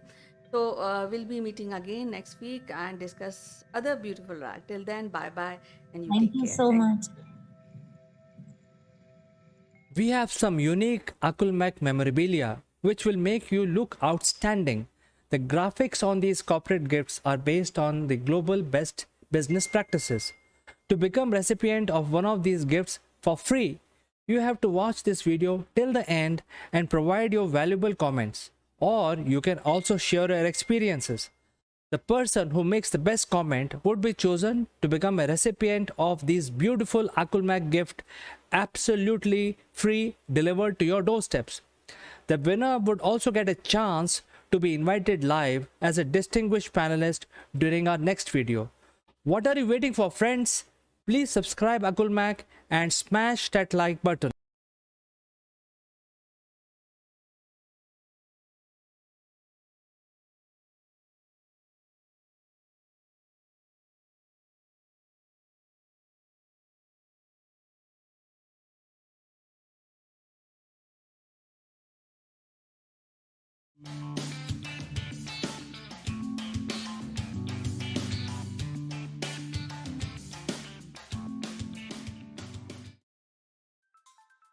Hello friends, and as you know that the Indian civilization is the oldest surviving continuous civilization. The whole ideology of Hinduism is the driving force of this civilization. And if you look back into our history, there are very good scriptures which are written which guides us on every step, and scriptures like Ramayana and also Mahabharata, and there are many more. But you know, I like to ask you one question which is intriguing me also. For instance, if you talk about Ramayana, I mean, we all know there are many incidents which are listed in Ramayana, but I think there is one which I want to discuss today, and that is which changes the course of Lord Ram going for exile for 14 years. And that is because the stepmother of Ram asked for his this thing from his father. That means for 14 years he will not be near Ayodhya and he will have to be in the jungle. And that was the thing. We all know that. Don't want to repeat more on this. But my question is that Kekai could have asked for the lifetime exile for Ram. If she was so worried about her son getting the throne, and because she was so possessive about his son Bharat, and therefore he could have completely removed Ram from the picture and sent him to the lifetime exile. Yet she didn't do that. She only asked for 14 years of exile. Well, this is one case, and it has baffled me why she did not ask for lifetime or more number of years, and why only 14 years. So I think we'll come back to this question. Let us look at what more we can see from our scriptures. And when it comes to other scriptures like Mahabharata, similar incident can be recalled when it comes to Mahabharata, and that is when Duryodhana asked for exile of Pandavas. He only asked for 13 years and not more. And he could have asked, they were the arch rival for Kauravas. He could have asked Pandavas to be exiled forever. There was no stopping him. He could have taken that, but yet he didn't do it. And as we know that the Duryodhana is supposed to be the ultimate villain, but he did not ask for lifetime exile of Pandavas. He only asked for 13 years. Well, I think this is, in my point of view, this is because of the underlying belief system of Hinduism, where the belief is that there is nothing permanent in our universe. And that is the basic of Hinduism. This is what I feel. And since nothing is permanent, there is no point in asking for something which is like an infinity. So Kekai not asking for exile for more than 14 years because I think back of her mind she knew that okay, 14 years is sufficient, and there is no need to ask for the lifetime, because the underlying mechanism of Hinduism is that there is nothing called permanent, and everything is ever changing, everlasting. Now let's go back to other examples where the other demons as described in our scriptures. There are different demons who always wanted immortality. They always use their powers to attain immortality. Now this is not new. I mean, if you look at any other powerful king in any other culture, the ultimate goal of that king would be to live forever, because once you have tasted power, and as far as Hinduism is concerned, the power is really not a strong attribute, it is actually a negative attribute.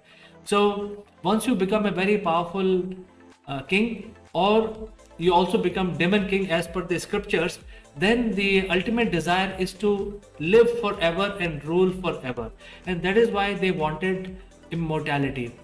However, Brahma never gave immortality to anyone, and he always refused immortality. So they have actually got workaround around it. It's a very long story, because each one of these demon king, have their own nemesis. Who can kill them, how they will die, etc., etc. Long stories.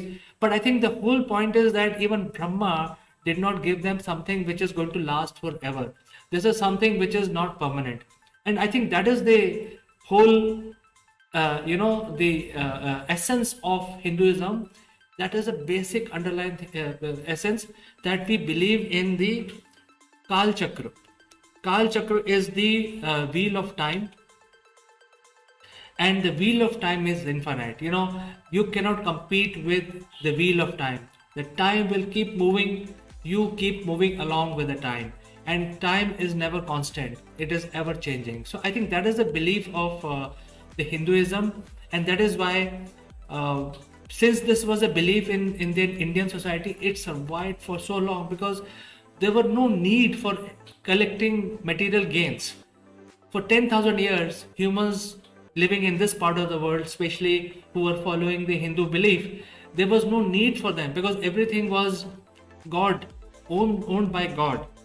And when everything is owned by God, you are only utilizing, you are taking permission from God and utilizing the whole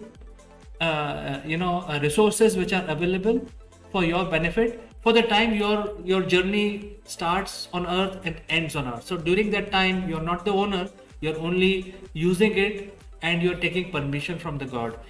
Now if you look at the kings also, even kings did not had the absolute control on the land. There was no concept of owning land, there was no concept of owning things. Kings were only the caretaker of administration appointed by the gods. So this was a belief system continued for very long time, until the time we actually started getting the Islamic invader coming into the country. And before that, if you look at, if you look at all the kings that existed before the Islamic invasion, where are their descendants? Who owned the land? We keep hearing information about Mughals asking for Red Fort legally. They keep filing their applications in the courts, Indian courts, and they lay claim on the Red Fort. However, as far as the Hindu society is concerned, there are no land records before the Muslim invasions, the first king and all that, first sultan, I beg your pardon. And these Muslim invader brought the concept of owning the land, owning the riches, owning gold, owning this, owning that. All that has come with this Islamic invasion, and because their belief system was basically transfer of property through generations. Whereas in Hindu religion, there was no such thing like that. And we believe that the God is omnipresent, God is taking care of everyone, God is life, God is also death. That was the thing, and we are only nomads in our and we are actually living as a nomad, utilize the resources wherever we go with permission of the God. And therefore this is something which is so unique here. And for the first time, if you go and look at the land records in Indian record systems, you will see that the oldest records available are basically the right and title of the land given out as a benefit to the ministers and other courtesans of these sultans, and that was the first time. So these people started giving land, right, and title to the people who they like, and they used to give them prizes in the form of land, and that actually gave right to feudalism. Before that, people did not own anything. They can move around the land wherever they want. They can live the way they want. Of course, there was law and order that which was maintained by again the religious system, because religious system was so strong that people used to follow this, and they used to literally follow, including kings used to follow this. There are certain ethics, and even kings also did not own anything. So if you look at the kings before the sultans, there is no record of their land, their wealth. We only learn about their buildings, their society, only from the Chinese travelers who came to India and wrote about the society at that point in time. But there is no record of owning any land. So I think this is something which I thought I raised a question within myself, that why KK did not ask for lifetime exile of Ram. I think this is a basic reason, that since we believe, even if you are bad guys, we still believe that there is nothing called permanent. Everything is destroyable. If there is a birth, there is going to be an end to it. So friends, what do you think about this theory? If you feel what I'm saying is right, write in. And if you think that there is more to it, still I would like to engage with you. And I will play some of your good messages in my next Akulmek Live. Until then, I'd like to say goodbye for today, only to catch you in the next one.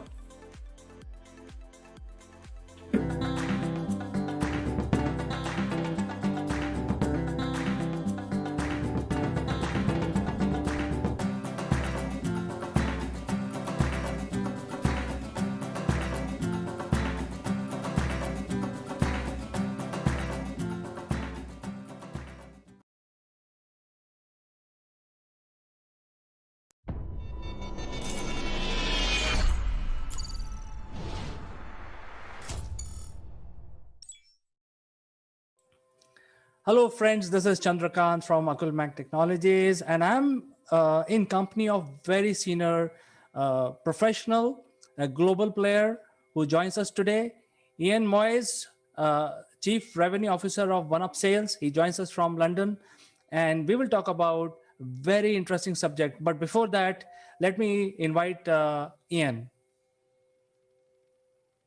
Hi, everyone. I'm pleased to be here, and hopefully we're going to have a meaningful conversation that will give you some insight and some value in your time spent listening. It will be a pleasure, Ian. And think one big problem that everyone has, and people like you and me, we have to handle a lot of distributed workforce across the world.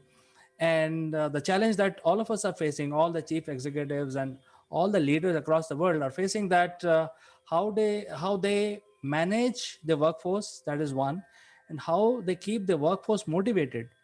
And since you work globally with so many organizations, with so many leaders, what is your opinion on this issue that we have?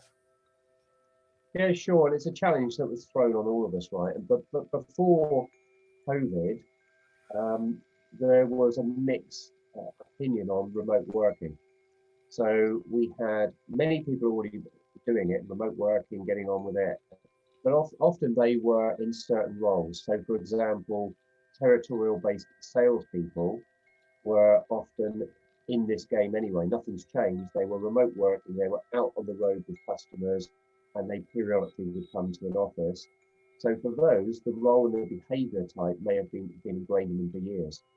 The real challenge has been those other, particularly back office people who previously were hired to be in an office. How many people would have hired a finance team or a support team previous to this on the basis of hiring remote workers? There are some, but most companies, even the high tech, leaders in the workspace and the most innovative, had a physical space or multiple physical spaces They wanted that team camaraderie. They wanted people to learn from people through osmosis, the people sat around them. They wanted to drive motivation through a leader walking, walking the floor, the old management by walking around. Um, so not many had thought about what would happen if we were all put into this situation for obvious reasons. And I think that the thing to contend now is how has behavior changed, and how does it need to change in leading teams? Whether that team is small or large, how are you behaving in engaging with those individuals, and managing them? And one of the behaviors I've seen and had discussions around is typically people metricize this. So you look for metrics that are easy to measure, KPIs, for example, and that you can visibly see in systems. So people will look in their CRM for how many calls has someone made today, or what activity have they created? Are they being active? And this is one of the first areas I challenge people, that activity is not necessarily productivity. Activity does not, by definition, have a direct correlation to the outcome. There is a difference between correlation and causation. What you want is activity that causes the right outcome, but doesn't just show you that someone's busy. So it's very difficult, because what I've seen is leaders looking at the activity in a system and then using the stick approach to pick up on an individual of, well, you're not doing enough calls, it doesn't seem like you're working up putting enough activity in. And there's a real danger in leadership and management that you will interact with your team, with your employee, in a different way that stems from suspicion. Right? If you suspect they're not putting the effort in, how are you going to address that? And that's the hard piece, particularly now it's remote. Because in an office, you'll see that behavior. The individual around their colleagues will probably feel that behavior themselves, right? If that individual slacks off for a 2-hour lunch, if that individual is easing back and not putting the effort in, maybe not, in a work environment, it would probably be a conscious thing. You can feel that's happening because you can see people busy around you. If you've stood at the water cooler having a chat for 2 hours, people are seeing you. There is a sort of self-policing aspect. If you're at home, you don't have a camera on watching everyone the whole time, right? It's inappropriate. You've got to trust the behavior of individuals to be getting on with their job. How do you know they are? How do they know they are is an interesting question. They may be slacking. What if they're working at 70%, 60%, 30% of normal, but they've slowly evolved into that behavior and they don't realize themselves because they haven't got visibility of colleagues around them. They haven't got the buzz of the office of what's going on. There'll be some metrics in your systems, whether they be CRMs or ticketing systems or what have you, but do they have visibility of how they compare and contrast to the people around them? Do they know actually they're doing the least effort per day out of a team of 10, 30 people, whatever it is? People don't want to be letting people down by the nature of it, but at home they have more distractions. So it's a different environment. It's something we've not had to deal with before, and it's very easy for a leader or manager to fall into miscreant behaviors, using the stick instead of the carrot, using the negative. And does a manager, I ask myself this, do I really want to spot someone who isn't behaving in the right way, is letting the team down? That is a difficult call. What do? Do I call them in the afternoon and say, look, you're letting it? It's an uncomfortable call for me, and it's an uncomfortable call for that individual, particularly when they may say, well, I didn't know, I had no intention. And it all feels bad. It's one of those difficult conversations. So I think we need to look at a number of factors. How the individual, do you understand the individual situation of that team member? Because they may have specific challenges today that you need to appreciate, depending if they're homeschooling, depending if their partner is in the medical services, having to do things differently than they were before, work extra hours. What is their situation? And then understand what is the behavior you should be able to expect from them still, because you, after all, you're still paying them. You know, whilst we're all in a difficult situation, they still have a role to deliver to. And if they're not delivering, what impact does that have on the people around them? That's the other aspect.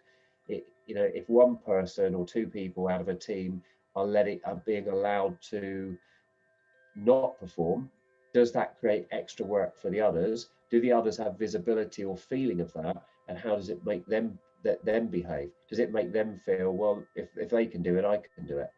So it's not we're not in an easy place right now for any leader or manager in terms of the people. And I think the people is the hardest piece we're having to deal with. Yes, and actually, these are very real problems. In fact, all of us are facing it, and there are tools available in the market which companies like us, small companies, can invest in, and there are VPNs to measure the time. But I'm sure what the point that you're making is very relevant. We can build all the systems, but the humane side is something that we need to reconsider, because nowadays we are also getting exposed to the personal home affairs of our employees, right? Because Yeah. in the video we can see, like you mentioned, the partners may be busy and these guys are doing babysitting while working also. So what is the solution, Ian? I think now we have identified the issue, how we can tackle it. Yeah, so I think there's a number of things. I think one is that, let me give you some examples of the things you can do. One is, think about doing regular team calls. You know, perhaps doing a morning huddle. Think what works for you and your team and the size of the team. But some of the behaviors I've seen and talked to people that are working well, and many people have adopted this, is, are you having, for example, a morning call every morning for 15 minutes where everyone jumps on that's available, and it isn't about jumping on and checking the metrics, etc. It's about having a chat. It's having a coffee. It's that behavior you have when you go into the office, where you also have morning, oh, what did you do last night, that sort of thing. Is just creating that camaraderie so they don't feel isolated. So it's the people piece. Or, the other way you can do that is do a beginning of the week and end of the week. Just think what works for your team, but something where you bring the team together. So that's number one. Two is thinking about touching base with the team members. And I do this with my team and have done this over the whole COVID, but not in a way that is isolating the individual. What I mean by that is, have a legitimate reason to touch base. Now, it might be they're working on a particular customer opportunity or a customer problem or a particular project. Have a reason you want to touch in with them and talk about something of that. And part of that conversation, you can easily then ask, how are you getting on? How's it been this week? And this sort of thing, rather than you call them to have that conversation of, how you doing? Well, guess what? If that's why you're calling me, you go into a sort of a programmed answer. So it should be part of the normal work environment that you are regularly finding a reason to call them for a business reason, not just to check in on them, because that becomes they know what you're calling for, right? You're talking about something else, and part of the conversation is that warm part of, and how are you finding it the past few days? Is this project keeping you busy? You can make it part of a more natural conversation and more genuine. The other thing you can consider is, for those individuals that you feel may be struggling, is having a conversation with them. Look, I need some help on something. I've got a particular project that I'm working on as a leader. Could you take part of it off my plate? Make them feel wanted and needed with special projects. That's outside their normal remit, maybe stretches them a bit, but maybe makes them feel more valued. The other thing to look at is what metrics you're looking at of the behavior. Because, as you rightly say, there are tools to do this. What I've seen is a lot of people just use pure tools that the manager looks at. CRM stats around how many calls they've made, or how many new opportunities they've created, how many tickets they've closed, etc. And that's really me as a manager looking at that and looking at an individual's performance. And if it isn't good enough, what do? Bring the stick in. One of the things you can do there, and it's a little bit slanted towards what we do at OneUp, but is you can, on top of CRM data, very easily, you can present that data to those employees in a more interesting way. And a lot of people have been turning this on during COVID, is gamifying that data. because you've already got the data, is representing it in a way that all of those employees see it in a very friendly manner, gamified. So, for example, you might have 5 or 6 metrics that a particular team it's important to have that they're behaving right and creating activity around those metrics, because that, you know, is the cause of the outcome you want. You know, if they're not making calls, they're not following up, they're not creating opportunity, or whatever they're not doing these things, we know we're not going to get the successful outcome. Well, easy. Put some points around those things, present a leaderboard, and have something on a screen that you can display to all of them, even remotely, which during the day keeps them up to date on how they're doing against their peers. So it makes it a bit of fun as well, right? There's no problem with having a bit of fun at work on work factors. So we've seen a lot of people use this to gain, you know, it's about marginal gains. You don't have to take someone working at home and double their performance and output. But if you can get a 5 or 10% gain through simple things such as this, presenting it, making it a bit competitive, and letting them know where they stand, and let everyone can see, oh crikey, you know, Joe's lead on top of the leaderboard today. I'm gonna beat him tomorrow. You know, driving that, because then it becomes self-motivation. It doesn't need you calling them to say you're falling behind. They can see it all the point during the day. They can see where they're at.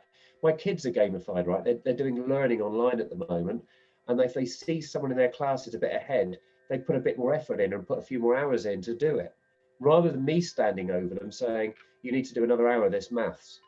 Which one would you prefer? The individual doing it themselves, or which manager wants to micromanage and call people and prompt them and tell them? So there's simple things you can do to gamify the data you've already got that you can turn on very, very quickly and create a bit of fun in the team that wasn't there before. I think this is a fantastic idea, Ian. I think, I think I've never heard this before, gamify your performance itself. So I have one question. Do you Sure. have some Excel-based model, or are there any tools available to do this? Because to be imaginative also will take a lot of time for people like us. If it is something ready-made available, I can, use it simply. Yeah, it's a bit biased because it's what we do at One Up Sales. We have a very simple cloud-based tool that you turn on, and it will suck data from lots of different systems very easily. The data you've already got, and just gamify it for you and make it pretty on screens with nice images. The users can even put their own photos in, and if you wish, put their own sounds in, so that if they do something that makes it successful, they close the most tickets there. Whatever you decide is something to be celebrated, it can create an alert with their sound and their picture on the screen, telling everyone, wow, look how this individual did today. So yeah, we've got a tool that does that. That's very easy. And the beauty of it is, this isn't a big decision for people to make, but it really means something to your employees, and for the managers, it means you don't have to micromanage. It creates self-motivation in people on a daily and hourly basis. It shouldn't be once a week you check in, look at the metrics, and then go, you're not doing good enough. That doesn't cause corrective behavior. If someone can see all the time how they're performing against their peers, in the office you could see it, but if you could see it now remotely, wouldn't that be interesting? That you start going, oh, I need to do a bit more today now because I can see I'm 3rd place, I'm 5th place. I want to be up there today. And you start behaving, and it's self-adjusts. It's such a wonderful thing to see. So what is the input for this data? How the measurement will get into the system to make sure that the grading happens? Yeah, so the way we do it, we suck the data from your CRM system automatically. So it's pretty easy. All you have to decide as a business is what data needs to be measured that you want to be represented. we link it so it sucks that data in automatically. So we're automatically checking for that data and pulling it in. So you don't then have to do anything. There's no manual. You can manually upload spreadsheets and do data. You can do, but you don't really want to be doing that, because now you've created someone a job of doing this. And the key thing about gamifying data is it needs to be up to date. People need to trust the data and see it very simply. And then you just yourselves go, how do I want to represent this? And here's a really interesting thing. It isn't just about people playing against people. You can have teams against teams. and you can have different size teams with it automatically balancing it. So if you've got a team of 6 people against 10, it automatically makes it fair and balances the metrics that it's like you've got 10 against 10 competing. So it gives more points relatively to the 6 appropriately, so that if they did the same behavior, fair outcome. So it's a great thing for driving team behavior, team targets, individual targets and behavior. And you can even have it that people can challenge each other. Wouldn't it be great? I'm sat here right now. I want to challenge Bob, who's the other side of the country, but in my team. I want to challenge him today to do more calls than me. I want to challenge him today to close more tickets than me, create more opportunities, whatever it is. I can issue that challenge as an individual. I don't need to go to management. I can start doing it myself and getting the team to compete with each other. And we all do it. We all live in a gamified world, in our consumer world. We all have applications that give you points and you get badges for it. You know, if you do Salesforce training online, you know, training systems, learning management systems are typically gamified, and you earn badges for each level you get to, and it drives self-motivated behavior. It works scientifically and psychologically. Gamification drives the right behaviors within people across the world. Why wouldn't we do this in business? In fact, while you were speaking, I was trying to apply it to my own company, and that gave me an idea. Why can't we make the dashboard itself as a screensaver for everyone? So whenever you look at your screen, you know exactly which team is doing better and which is not doing better. And then it will inculcate the ideas of competing between teams.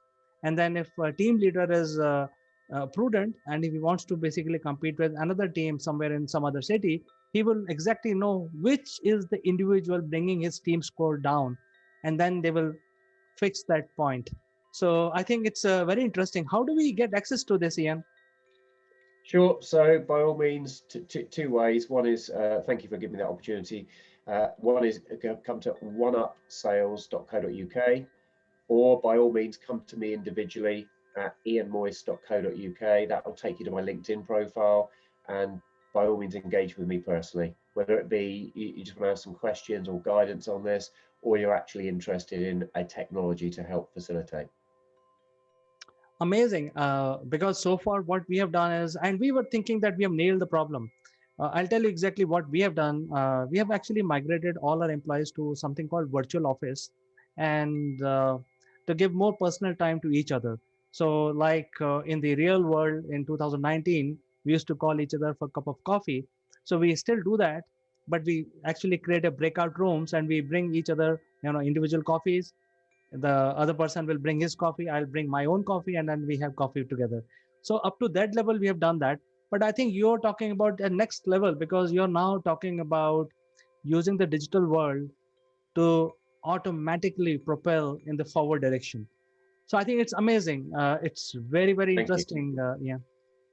Thank you. And I'm sure a lot of viewers who are watching this may be interested in reaching out to you and leveraging this whole gamification concept. If there are ready-made tools available, they will like to access it. I'm sure a lot of viewers may be interested in doing this. Super. Thank you. Look forward to hearing from some of you. Right. Ian, it was a great pleasure talking to you today, and we will find some other great opportunity to discuss something else. But I think today's subject about how to motivate your employees while managing them remotely using gamification as a concept is really, really mind-blowing. So thank you very much for sharing this with us. Thank you. Appreciate your time. So see you next time, Ian. Take care, and we will catch up soon. Bye-bye.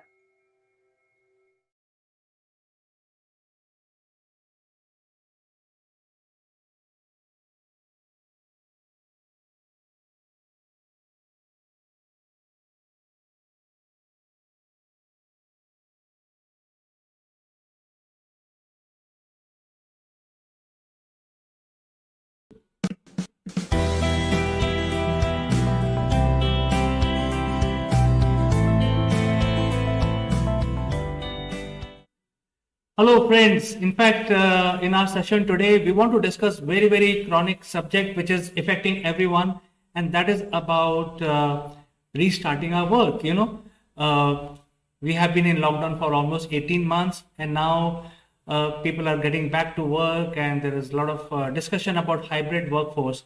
To discuss this matter, I have a very important, very eminent personality joining from Singapore. Her name is Farida Charania, and she is a CEO of Career Zoom. And she is expert in HR and also learning and development. So I think she is the best person to answer this question. So let's welcome her. How are you, Farida? Welcome to the show. Thank you so much. I'm doing very well, CK. How are you, and how are our viewers? More importantly, I just wanted to kind of come here and connect again with our viewers. So yeah, I'm so looking forward to this discussion.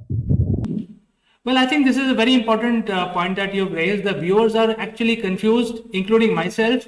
There is a lot of conversation. 1 week we are open, next week we are again closed down, and then we keep hearing news about the third wave, which never came.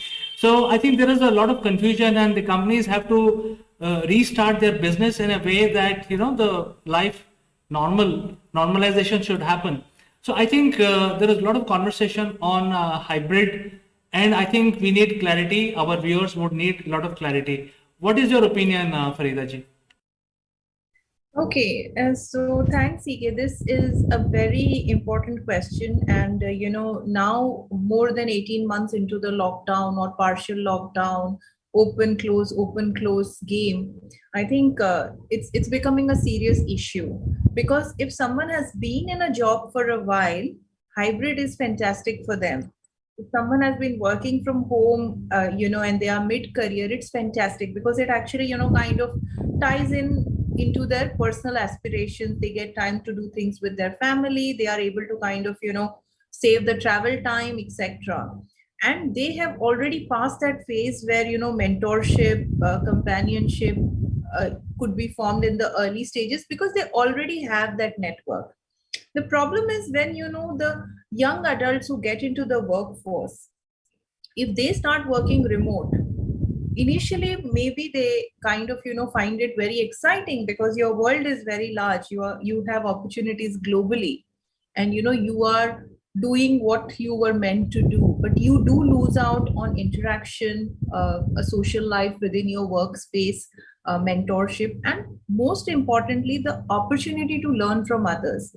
Because in isolation, it is, however sexy it sounds, that you can work from home. So you can kind of really slide from your bed straight to your chair and start working. You don't need to dress up, so you can actually have your probably your Christmas on top and 4th of July on the bottom. But the point is that this whole thing about working from home has not only caused a lot of fatigue, and it's not just the Zoom fatigue that we are talking about, but it has caused the mental isolation is becoming a serious issue now.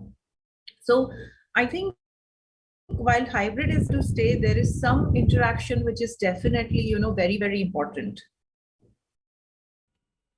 Well, Farida, I think the hybrid is about going to work few days and then staying back home few days. And in fact, I like the analogy that you described, straight slide down like a slider into your office desk.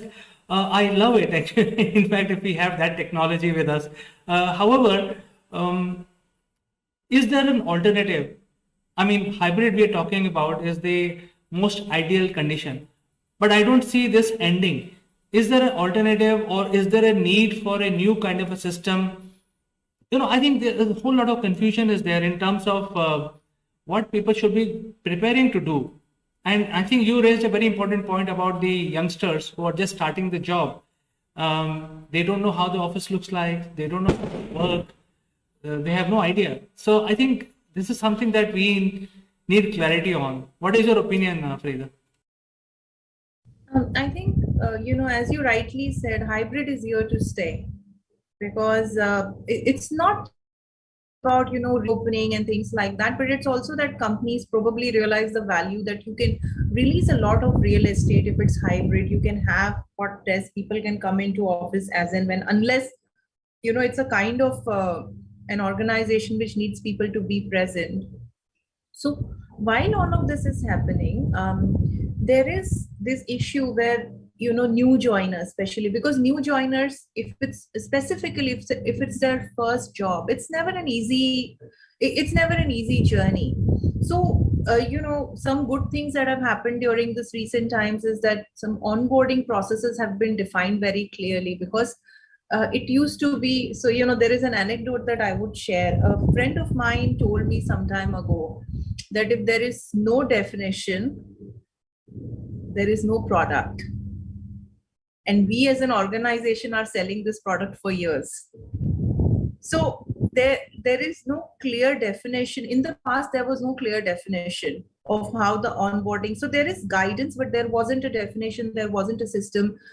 There wasn't you know, centralized. So if it's a large company, every country works in their silos. And furthermore, if it's a very large company, then every office in that particular country also works in silos. But what has happened is, because of this whole hybrid you know, working environment, processes have been streamlined. So you get the information that you need on your day one, etc. You're welcome and all of that. And then, you know, you do Zoom meeting with your colleagues, and you actually, you know, you do that in a very systematic fashion, because there is no longer the liberty of, you know, knowing people at the coffee machine, or, you know, at the water cooler, or, you know, on your bathroom breaks. You don't meet people. So this is a very serious issue. One recommendation, which, and you know, I have said this many times and I would say it again, that yes, hybrid is ideal, but you know, when there are new joiners, maybe that hybrid could be a little more you know, little more structured for them. So they can come into office, probably, you know, for a few days, they can come into office every day. So they get to meet people who are on round robin.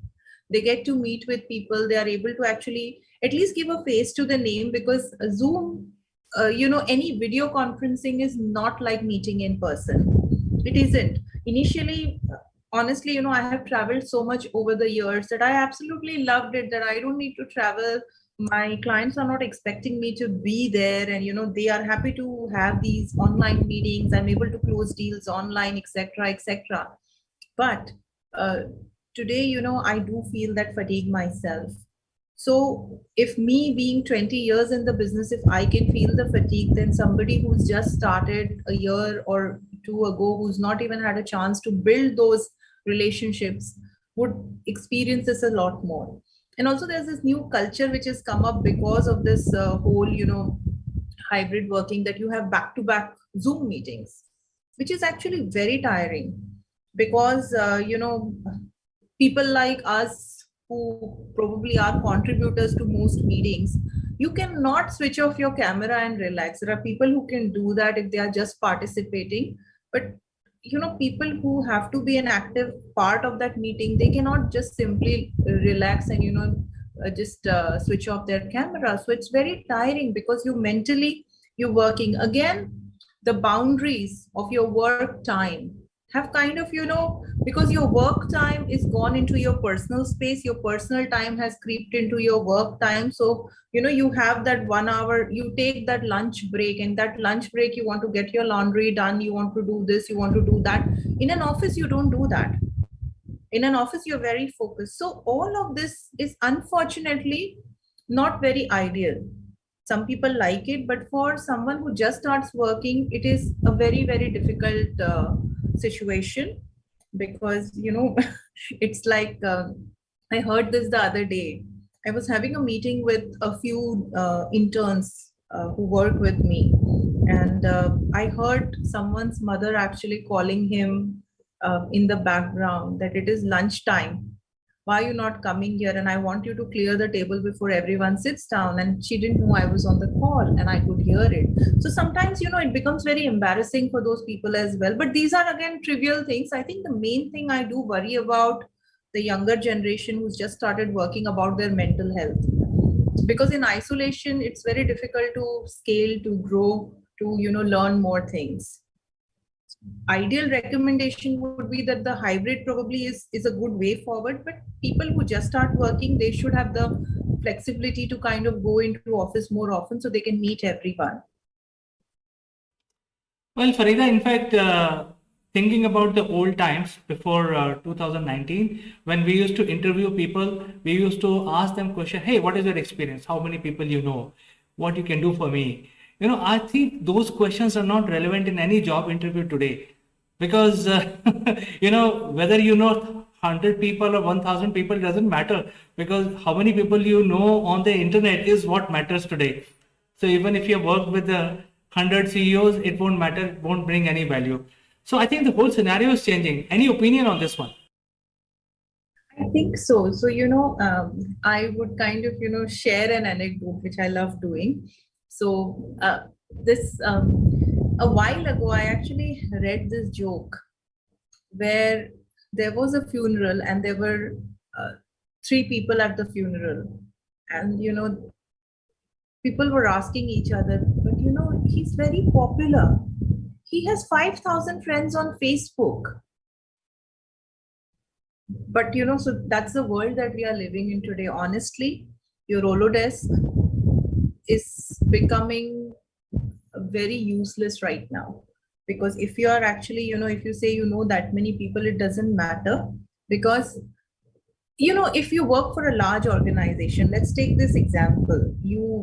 I come from HSBC. So from HSBC, if I call a client, they're going to talk to me, because I may be a very normal person, a very small person, but the organization I work for isn't, and they will talk to you. Now, the thing is, when I'm calling them in my own capacity, will they still talk to me? And the difference is, will they still entertain me? So today that, knowing somebody has become as irrelevant as that, because honestly, if you are going to an organization which is expecting you to bring your entire network with you, you are only bringing your LinkedIn network, honestly, because you are not going to events. You are only attending events virtually. So that, whole recognition, that connection, that's not happening. In fact, yesterday, it's been 2 years since I actually presented at Slush in Helsinki in Finland. And yesterday I had that reminder on Facebook. And I was just thinking that it's been so long since I actually spoke at a conference in front of so many people. And I don't know if this is going to continue. That actually got us, to our round of funding and so many things. And all of that is very difficult to do virtually. I don't know. I have managed to raise another round of funding for one of my entities recently, but that's a small seed round, and I don't know if I will be able to replicate that success for Series A if I have to still do it virtually. You still need to meet your investors. They need to have that confidence in you, as a founder. They need to kind of, believe in your ability to take this business from point A to point B. So I don't know if I can make that connection, over a video conference. Maybe 5 years down the line, when people get used to only video conferences, it could be possible, but I find it very difficult. Well, Farida, I think extending my previous question about building your personal brand, and that is more valuable. I think that is a totally different stream. We will discuss that some other day. But I think the personal brand vis-a-vis the type of industry that you are employed in.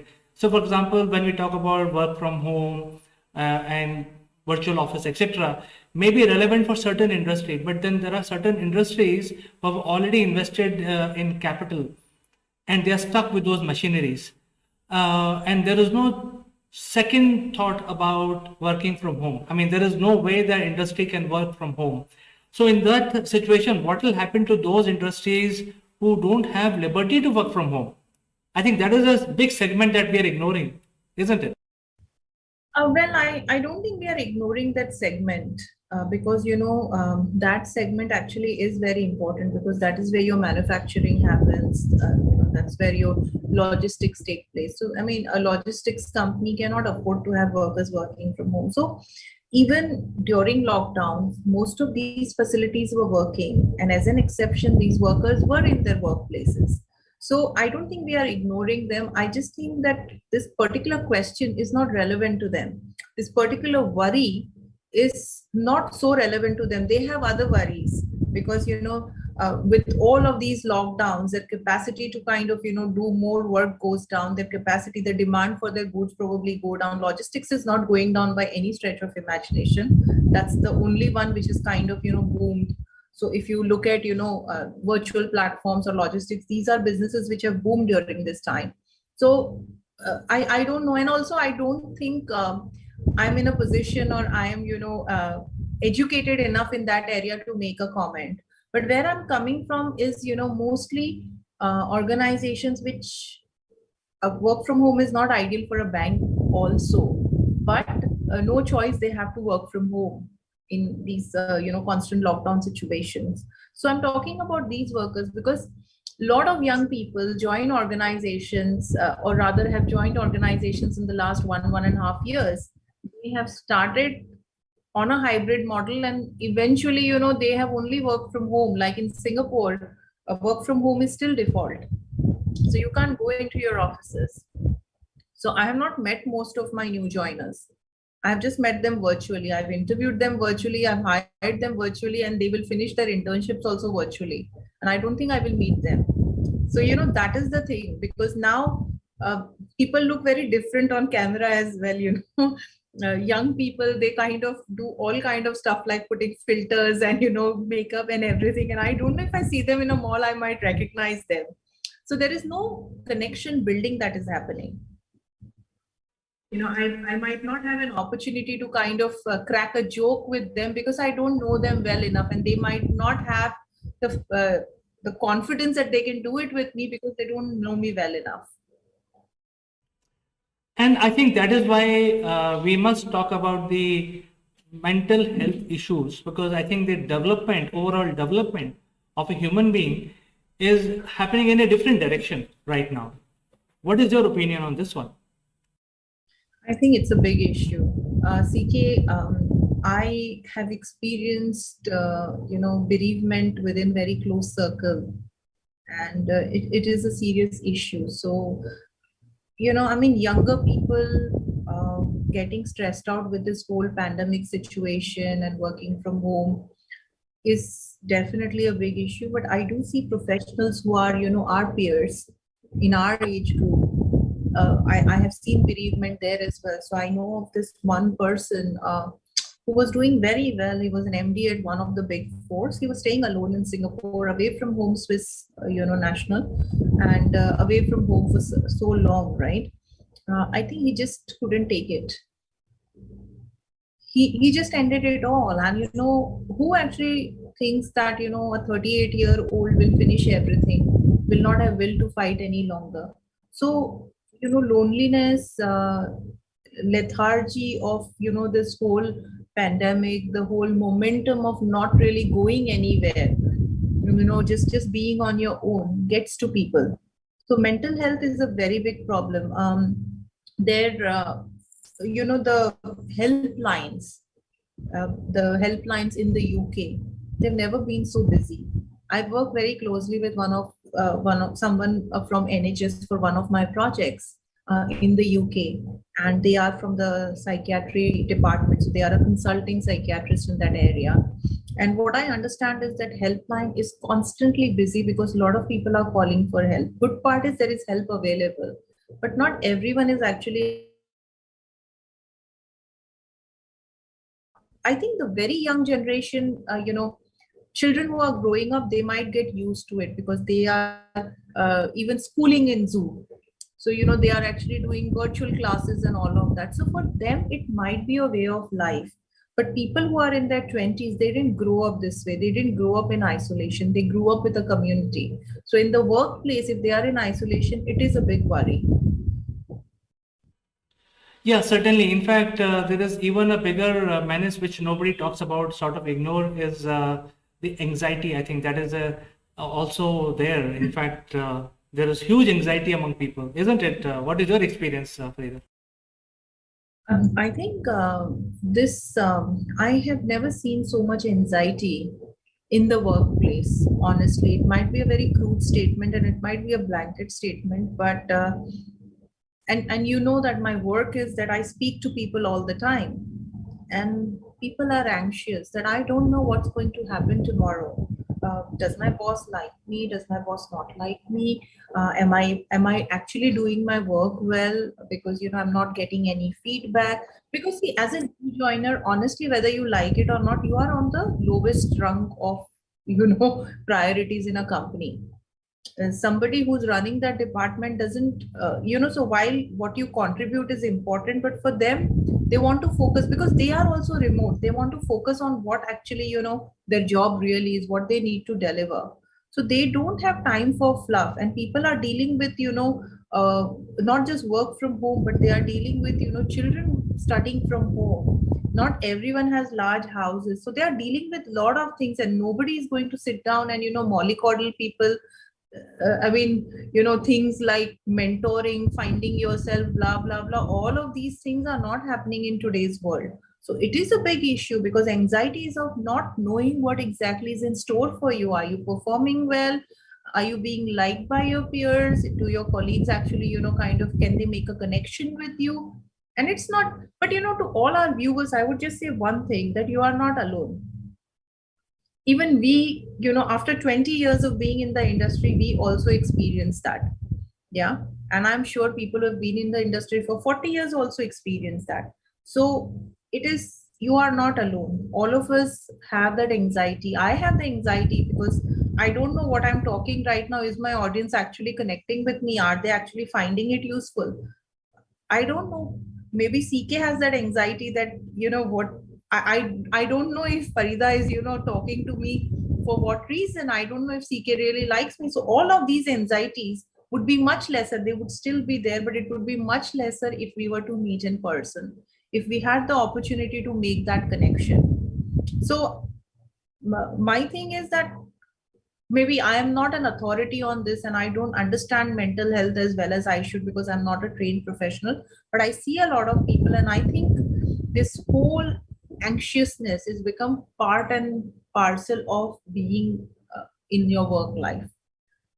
And it is a serious issue. This needs to be addressed in some way or the other, not wait for it to kind of die down, because otherwise it will become like COVID, where certain countries took a stand that they want to get the mass immunity, and the cost for that was several million lives. So probably this is something which is, the writing is on the wall, and it shouldn't be taken very lightly. Well, certainly not. I think it should not be taken lightly. In fact, nowadays there is so much information available today that in case if you have symptoms of invisible anxiety, you should consult a physician or consult the proper doctor. And none of us are expert, but I think we can only talk like human beings, where we realize that there are certain hidden things which are happening. So Farida, thank you so much for joining us today and giving your views on how the industry will shape up, whether hybrid or non-hybrid, what are the footfalls. I think these are very interesting questions that we have raised, and you have raised especially today. We don't know how it will eventually pan out after 2 years, but today these are the things which are affecting all of us. So thank you so much for joining us today, Farida. Thank you so much, CK. I always love coming on your show, and I love our viewers, because sometimes we get some very interesting questions, and those are sometimes discussion points for our next discussion. So thank you very much for inviting me, and thank you, viewers, for sharing your time with us. We really appreciate. If you have questions, CK will have the email ID out there after the after this show. Please reach out to us, and if there is anything that we can help, feel free to ask. We may or may not be able to help you directly, but we can certainly point you in the direction which can help you. So thank you very much. Wish you all a fantastic day, evening, afternoon, wherever you are in the world. And thank you again, CK. Stay well, all of you. So we had a fantastic conversation with Farida, and if you want to reach out to us, to me or to Farida, you can use the email which will be published at the end of the program. Or in case you're looking for a job or you have some opportunity that you want to explore, you can reach out to us and we will make that connection happen with Farida. So I'll say goodbye today, only to catch you in the next one. Thank you.